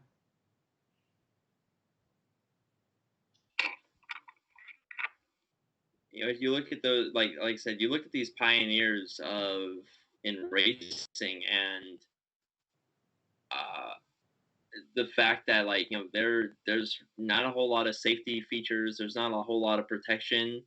You're just kind of you're going by guts essentially. Right, yeah, I mean you're quite literally going by the seat of your pants. Yeah, Uh, yeah, and that's always like yeah, that's always fascinating to me. It's kind of like this, kind of like the culture or like the like the heritage of a thing, uh, that's passed on through story. Because you always have in every culture there's always tales of like uh, great men or a great individual achieving greatness for themselves, and this is Right. no different. This is no different. Any other thoughts on the episode, Andy? Um, no, I got nothing else to add. All right. Well, I mean, we're. It's a little bit sad. We're coming up to the last episode of Lost Speedway. It's been a fun ride. Pun intended. Yeah. Uh, yeah, no, I mean, this has all been very fascinating to me. Being a lay person to the whole to NASCAR as a whole and to auto racing culture. Yeah. So yeah, just having this this insight into what you love about it so much has been very fascinating. Yeah. Well, I'm glad you're enjoying the history behind some of it and seeing. I mean, I've seen some things I never knew about before, so I'm always excited by that. Hmm. Awesome. All right. Well, if that's all. Got nothing else to add? Then yeah, that was our review for Lost Speedway Episode 7, Danger Zone. Yeah. Oh, that's it's so funny because it reminded me of Danger Park or no, Yeah. Action Park, Action Park. Yeah. Just because of all like the people. Well, I mean, I don't mean to laugh or smile at it, but like the people that that got hurt or died. Just kind of it was very reminiscent of when I first heard of Action Park. Yeah. So, It's yeah. all right. Well, we've come to towards the end of our stream tonight, and of course, as you all know, we always save our movie reviews for the end. And yeah, we have two of them, and of course, going with our theme of Universal monster movies, we have two. Tonight we'll be reviewing The Mummy and The Invisible Man. All right. Which one do you want to start with first? Are they both from 33, I think? Let me see. I have it right in front of me. No, The Mummies is from 32, but Invisible Man Okay. is from 33. We'll start with the Mummy then. All right, Mummy it is. All right, let me give the people a quick synopsis. A team of British archaeologists led by Sir Joseph Wemple discover the mummified remains of the ancient Egyptian prince Imhotep, along with the legendary scroll of Thoth. When one of the archaeologists recites the scroll aloud, Imhotep returns to life, but escapes. Several years later, Imhotep is taken on the guise of a wealthy man as he searches Egypt for his lost love, who he believes has been reincarnated in the lovely Helen Grosvenor.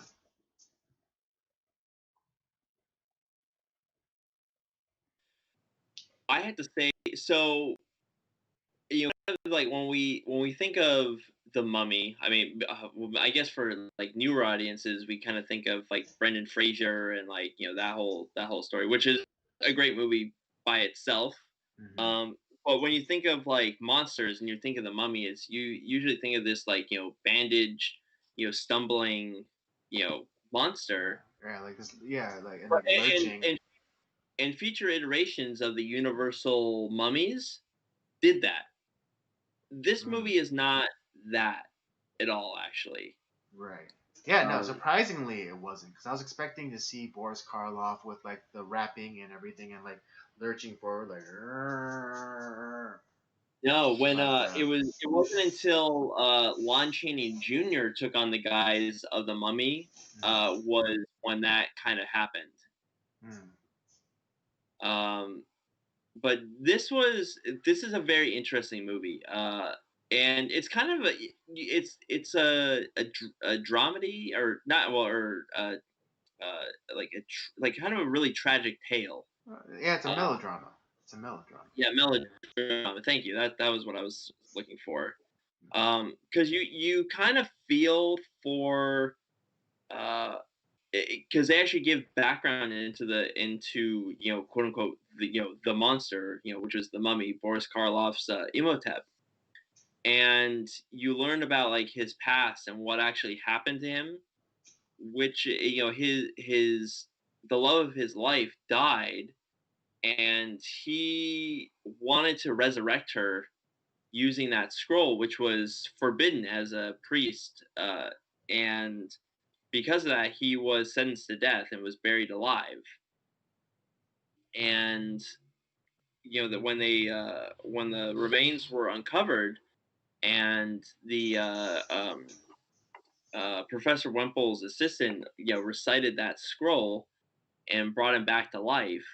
He went back on that journey to restore, to find the love of his life again. And he was willing to do whatever it took to make that happen, even if he had to kill people to do it. Um, and it's kind of the idea of like, what would you do for for the person that you love? Like, would you be?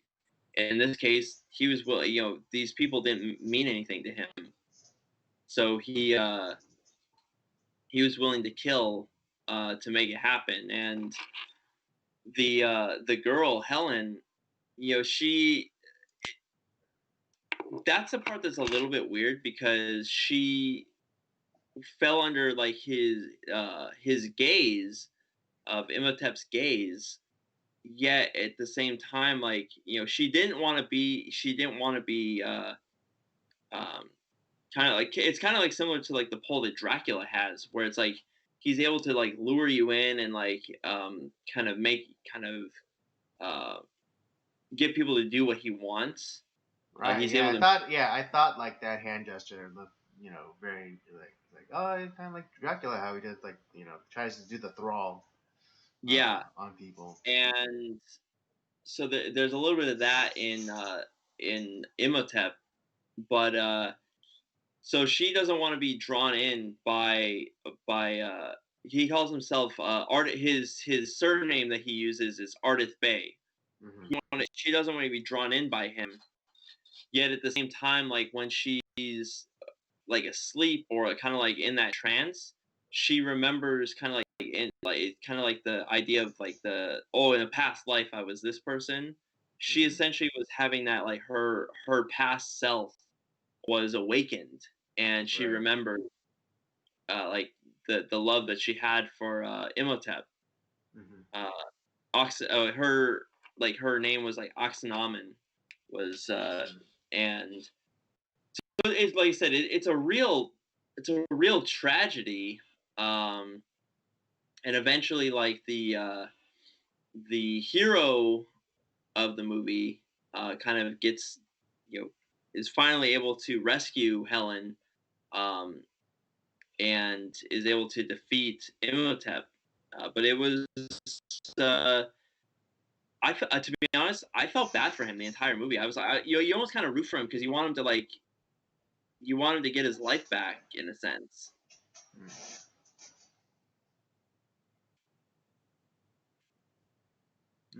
I mean, not. I didn't necessarily feel that way. Um, yeah, I mean, kind of. I did. I did think like, oh man, that's messed up. That he was being punished for kind of like kind of what is it? What's the for trying to exceed his station? That's there it is. Yeah. Exceed his station. Um, but Well, yeah, even I didn't necessarily feel like I didn't necessarily feel like very I just didn't have like that much compassion for the guy. well, you also have to think about this too. Like and he didn't ask to be resurrected either. Uh, True.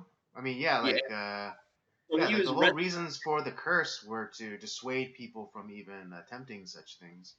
right, Um, and he was resurrected back into that torture that he already felt for losing Oxanamen, and then not only that, but he had to live another, like, what was it, 12, 11 or 12 years in kind of that agony and trying to find a way to get her back. mhm. So, like I said, I kind of felt bad for, in this case, this is one of the few times I felt bad for the monster. Hmm. Okay.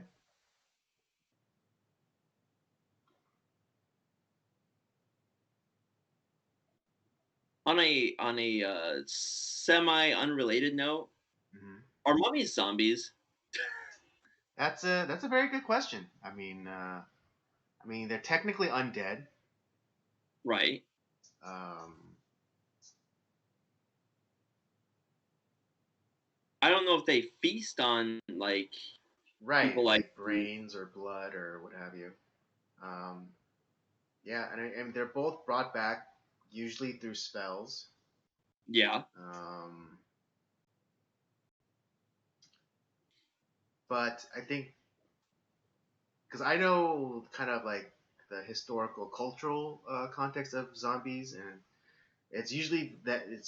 they're usually brought back to life to be slaves. Yeah.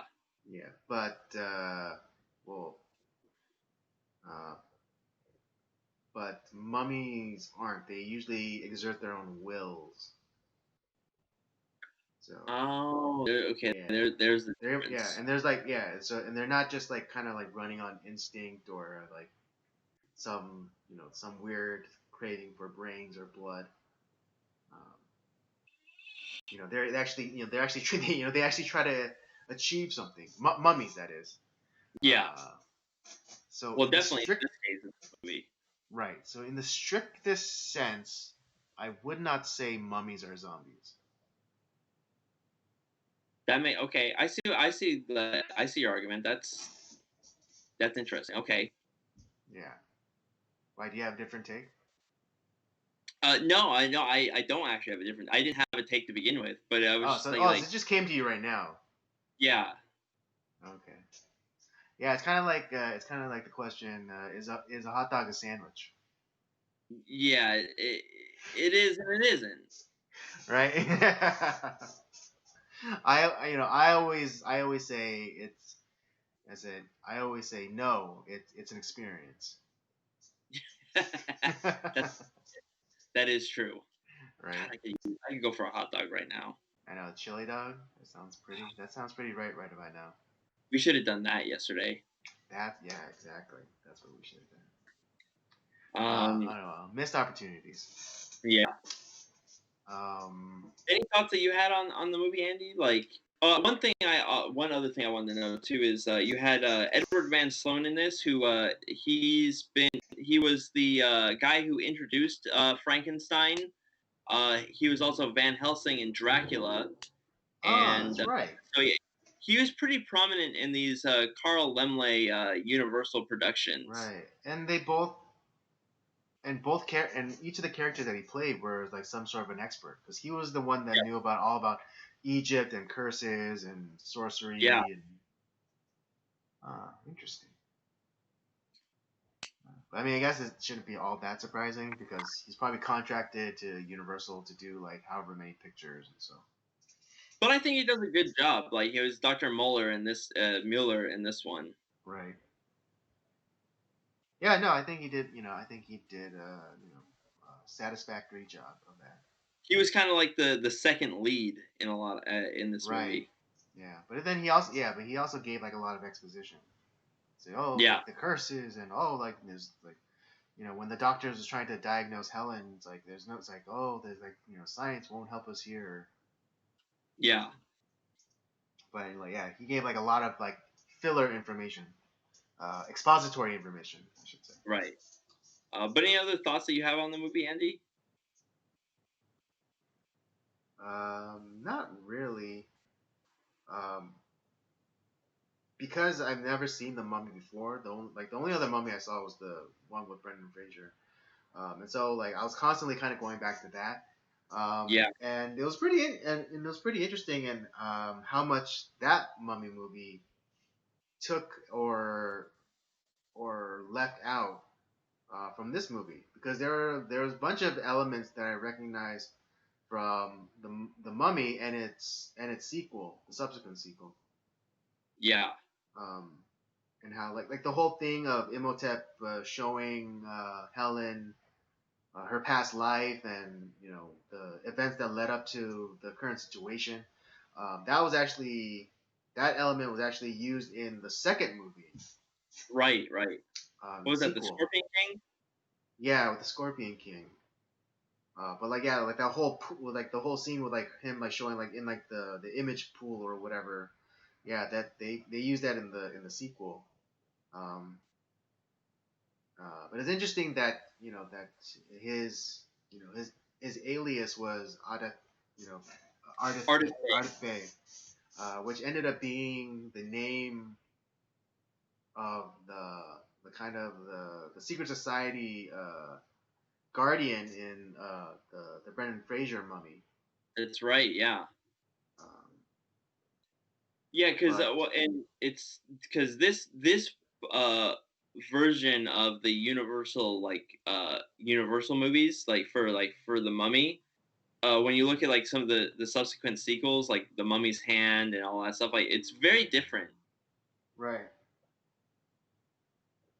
right, no, but yeah, this I think this was a really good movie. I enjoyed it. Uh, Boris Karloff, always the man. Oh, he's fantastic. He's great. Um, yeah, I guess I don't really have much else to add on. So, I mean, unless you have something more to add on. No, I've pretty much said my piece on the Mummy that I can think of. Okay, great. All right, then let's give our rating, and we'll move on to the last movie. I'm giving it a 4. Mm-hmm. I really like the characters in this one. It's not just the monster and the main character. It really the whole cast was I think was really well done. You had the struggle with the professor, and like how like he had the kind of the struggle with his assistant going, mad and dying in a mental institution from what happened, years previous. You have Mm-hmm. his son who's trying to kind of like kind of redeem that a little bit and um, discover whatever his father couldn't, and the monster is intriguing. The female, the quote unquote damsel in distress is pretty captivating. Mm-hmm. Dr. Mueller is fascinating. Uh, Overall, I love this movie. It's not your typical mummy monster movie just stumbling and bumbling around trying to kill people. If Mm-hmm. there was purpose to it. Indeed. Um, I'm gonna come in under you with a 3.5. I Okay. mean, I still think this is a good movie. I don't know. I just wasn't as engaged, or that I didn't connect that much with the characters Mm, in this one. Even though I think it was good, and I think Boris Karloff's performance was great. The makeup was great. The production like design was great. But yeah, I just couldn't like latch myself onto the characters as much in this one. And yeah, one, so and we differ. Well, I guess we differ a little bit on this one. yeah. I know. Well, we had to break the streak sometime. I think Yeah, that I know. in the last few movies we've been like we've been simpatico. Yeah. So All right. All right. Shall we All get right. on to our last one?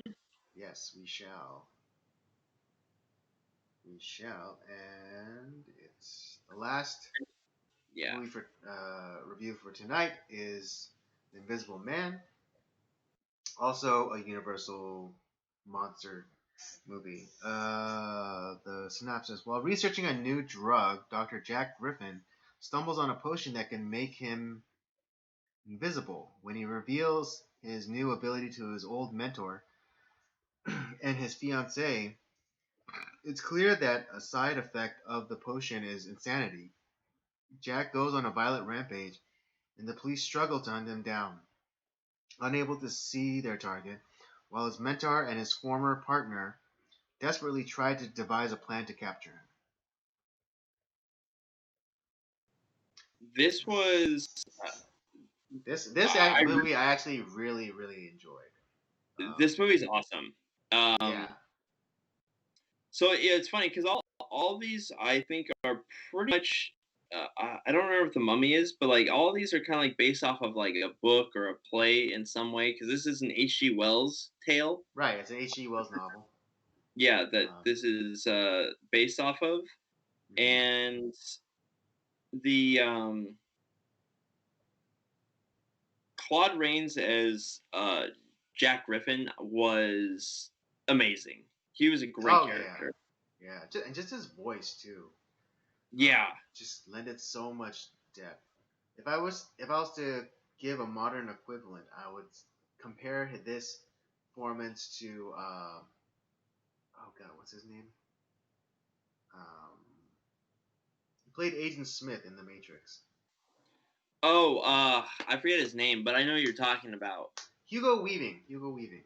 Yeah, I would compare it to Hugo Weaving's performance in V for Vendetta because yeah, that's another movie where he's not necessarily invisible, but you don't ever see his face, and he delivers like the performance is all in the voice, right. and and that's similarly with Claude Rain because we can't because he has like the bandages and the darkened sunglasses on, so you can't really see him emoting, but Anything, yeah. just like but just like the power of his voice is everything.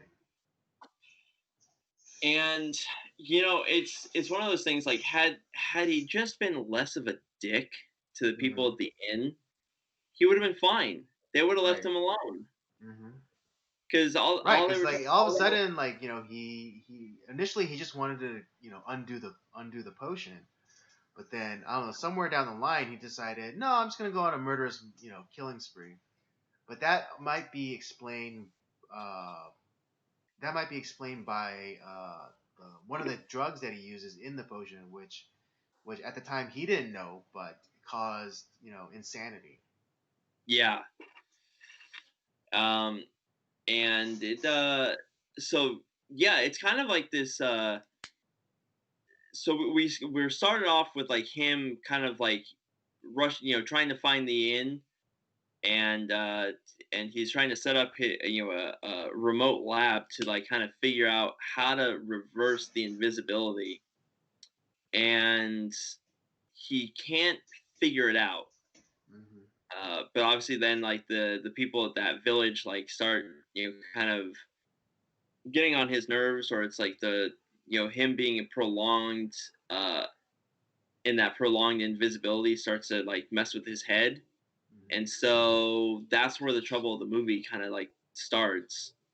And you get obviously like you it then after like that first like little act, it pans to his fellow like researchers, and his his fiance, I suppose, or like at least or his girlfriend, Hmm. and how they're concerned because their colleague has left, and they're trying to figure out like what happened. And yeah, so and that's kind of like where the story goes from there. Right. Um, yeah, no, this was like really well done. And this movie came out in like the 1930s, like early, like 1933 or two. I forget. 33 for this one. 33. Oh yeah, that's right. Cause Mummy was 34. Uh, but just like the visual effects. I mean, my God, like when he was like unwrapping the bandages on his head, and it was just like nothing there. Um, or like when it was just like him in his shirt, and like you just see like this uh, this shirt just up and walking around. And Yeah, I mean, really it's like quite spectacular. It's just like we kind of think of like, oh, like these movies they're made back in the day. They couldn't possibly hold a candle to what's coming out these days. And it's like, yes, that's true, but when you see this and like you see what they're able to accomplish, even with their limited technology, it's really quite remarkable. well, I mean, 1933 was a huge year for Universal because not only did they come out with this movie that had a lot of just groundbreaking, you special effects. You also had King Kong that came out this year too in '33 as well, which had blew everybody out of the water with that one. Hmm. And so they were hitting a couple. They hit a couple of home runs in '33. Universal did. Right. Like Uh, yeah, when yeah, when he first took off the bandages on his head and like there was nothing, like I was like, oh damn. But then I was like trying to think about someone from that time seeing that and like how like out of their minds, like crazy they must have went over it. yeah, I could like imagine like the theater packed with people and like all of a sudden like the bandages are removed and everyone just like gasps. yeah. I mean, that's a huge deal. There's no computer graphic imaging. There's no there's none of the stuff that's used today. There's no green screens or anything like that. It's I mean, this is just Yeah, revolutionary stuff that's yeah. happening in this movie. This is a technological what is it innovation. Yeah, Um, yeah, but other than that, I thought this was a very compelling movie, and I think it's just a really interesting idea. Um, and I think what was it, Hollow Man, which is obviously a take on the Invisible Man story. right. Um, I think this movie addressed it, even way back when. But it's like the idea is like, if if no one could see you, what would you do? Like if you had that power, um, would you restrain yourself or would you give into want and your basic desires? Right.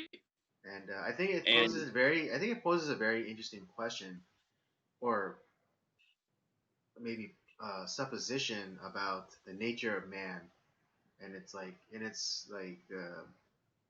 we're only good, because other people can see when we do bad. But if they can't see us, would we continues to will we continue to put on airs and be good, or would we indulge and revert to baser needs or instincts? yeah, it's an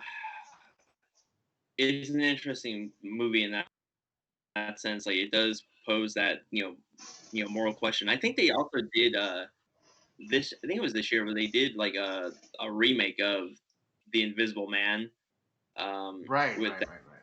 with that chick from Mad Men and the Handmaid's Tale. Hmm. Yeah, I saw it. Uh, you've seen it. Yeah, yeah. The remake. Yeah. Does it stack up to this one? I would say no,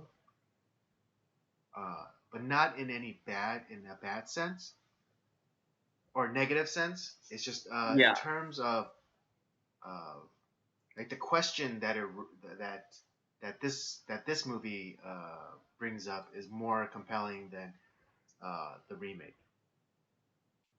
got it. Okay, but but the new one actually is not too bad. No, in terms of like kind of like a suspense thriller sort of thing. Um, it's really quite entertaining, and as a this it in the remake it does use science, but it uses more of like engineering science as opposed to like chemistry and Got it. kind of like this the newfangled science that came out like about that time with like special potions and uh, and uh, and chemistry things like that. So, yeah, the remake is more about like engineering. Um, I think kind of like the real tragedy of of the Invisible Man from 33 was, he pretty much either alienated or killed those closest to him. Hmm. Uh, and kind of like at some point he kind of like gave up on finding the antidote. Right. Um, as far as like for himself, like I think the only thing that he cared about was initially it was like he wanted to do something that men had not done. When he did that, he wanted to find the way back, not only to come back, but to sell that formula to governments and stuff to Right. But kind of ultimately, yeah, and he wanted to learn how to control it. yeah, But all and then also for like once he done that, then he would have profited off of it, because then he could have sold it to nations, and they could have invisible armies right. and all sorts of things. Um, But I think that all kind of became like lost along the way because he tried to seek power for himself. right. Um, He became corrupted by the power that he held. yeah, and so he ended up either alienating or ostracizing those close to him, and even killed like one of his close associates. Hmm. Um, who was just kind of he wasn't like uh, betraying him, but like he was scared, for his Right. friend. Yeah. Yeah. Exactly. And the real tragedy was at the end where you know what it took to get him back, to being visible. They killed him, Right. Right. Right. and that's actually the first time we actually see Claude Rains' face the Hmm. entire movie. Hmm. Hmm. Exactly. Um, This is a really enjoyable movie.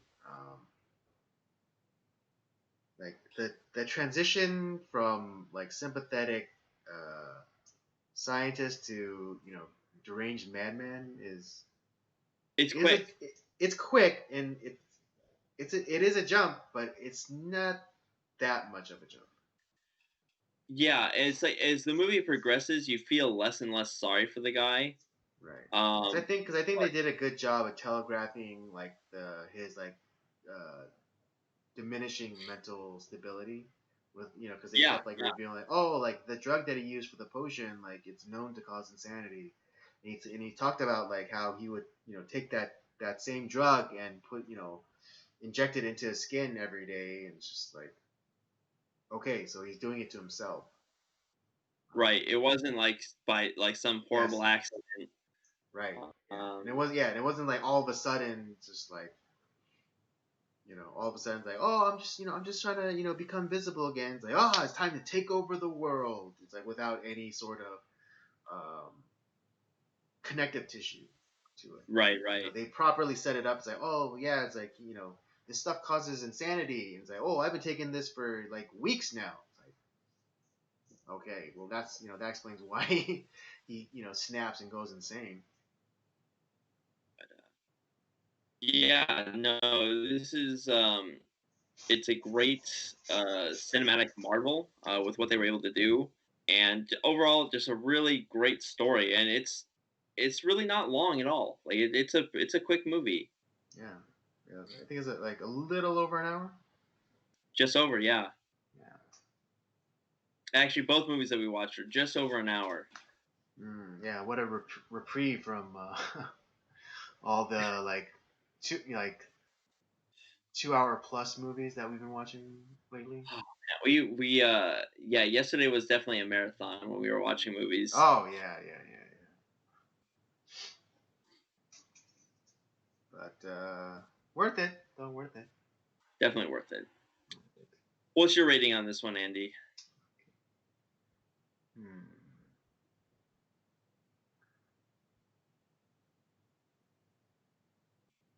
I think I'm gonna give this a 4.5.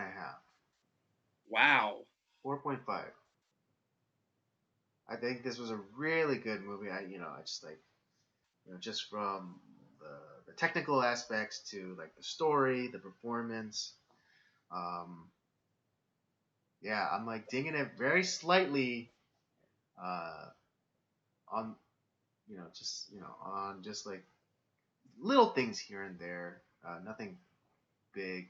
I think that the biggest is just like the jump from him being sympathetic to being a megalomaniac, and again, it's not like that crazy of a jump, but it's like, oh, okay, he's a crazy person now, and you know, the landing wasn't that great for me. Yeah. Um, man, that's high. I wasn't expecting it to go that high. I'm probably also gonna give this one a 4, just like I did The Mummy. Mm-hmm. I love Claude Rains. He's amazing. Great actor. It's funny. It's kind of it juxtaposes this from like Frankenstein, where you see Boris Karloff, but you don't really hear him. Like, so he's Right. acting with his face. Mm-hmm. Here, you don't see Claude Rains' face. He's acting with his voice. So Yes. it's kind of an intro. You get like a little bit of both with Mm-hmm. these Universal movies. Right. Um, I do like. I love the characters. Mm-hmm. I found them very compelling. The that one police officer from like the very beginning of the film is like, "What's all this then?" Like, he's Oh just. yeah. I mean, the guy like has like literally zero interest in being a police officer. I know. It's just a paycheck, bro. It's just a paycheck. Yeah, and it's like, I forget what they said to convince him to like come in finally. He's like, "All right," he like twirling his billy club. Right. I forget too. But yeah, it was a real, it was like pulling teeth with that guy to actually like do his job. Yeah. Um. So yeah, it's like I said, the characters are great. The story is great. Very succinct, and yeah, it's kind of like it goes from that like you feel sorry for Jack, and you start to kind of hate him towards the end. It's like, man, he has to die. Yeah, it's like what a dick. And am I crazy or did he knock over a baby carriage like in his first escape from the village? Yes, he did. What a fucking dick. I'm glad he died. Yeah, I mean, he's not a good guy. He's just not a good Yeah. guy. Yeah, because like initially you might be able to like sympathize with him and like say, oh, I had nothing, when he was like talking to his girlfriend, it's like, oh, I had nothing, I just wanted to be make it, and be somebody for you, and and you could kind of understand that kind of mindset, Yeah, um, or that but mentality. I mean, especially if you're a man, and you really want to impress a girl, and it's and one of the ways back then, especially, is that you were able to provide for a woman. yeah, So it was really important that Jack Griffin, he was able to provide, and because like this girl comes from like not rich, but well off, like maybe like an elite family, because her father is a chemist, uh, so well educated, and the like. So it was a lot of pressure for Jack to measure up, as it were. yeah. But yeah, Homeboy goes crazy. All right. All right, well, yeah, that's our review for The Invisible Man. I give it 4.5. Robert gives it a 4. It's one of the times that these two movies. It's one of the times that me and Robert have not been Differed. in sync. Yeah, differed. Yeah, That's a better word. Differed. We've differed in our ratings. But we had both recommend these movies. Robert, I know especially because he loves these old timey Universal monster movies. But yes, we would recommend. Maybe you can watch it for Halloween night. Yeah, I mean, honestly, you can probably watch all 4 of them. They're really not at all. Yeah, like half a day.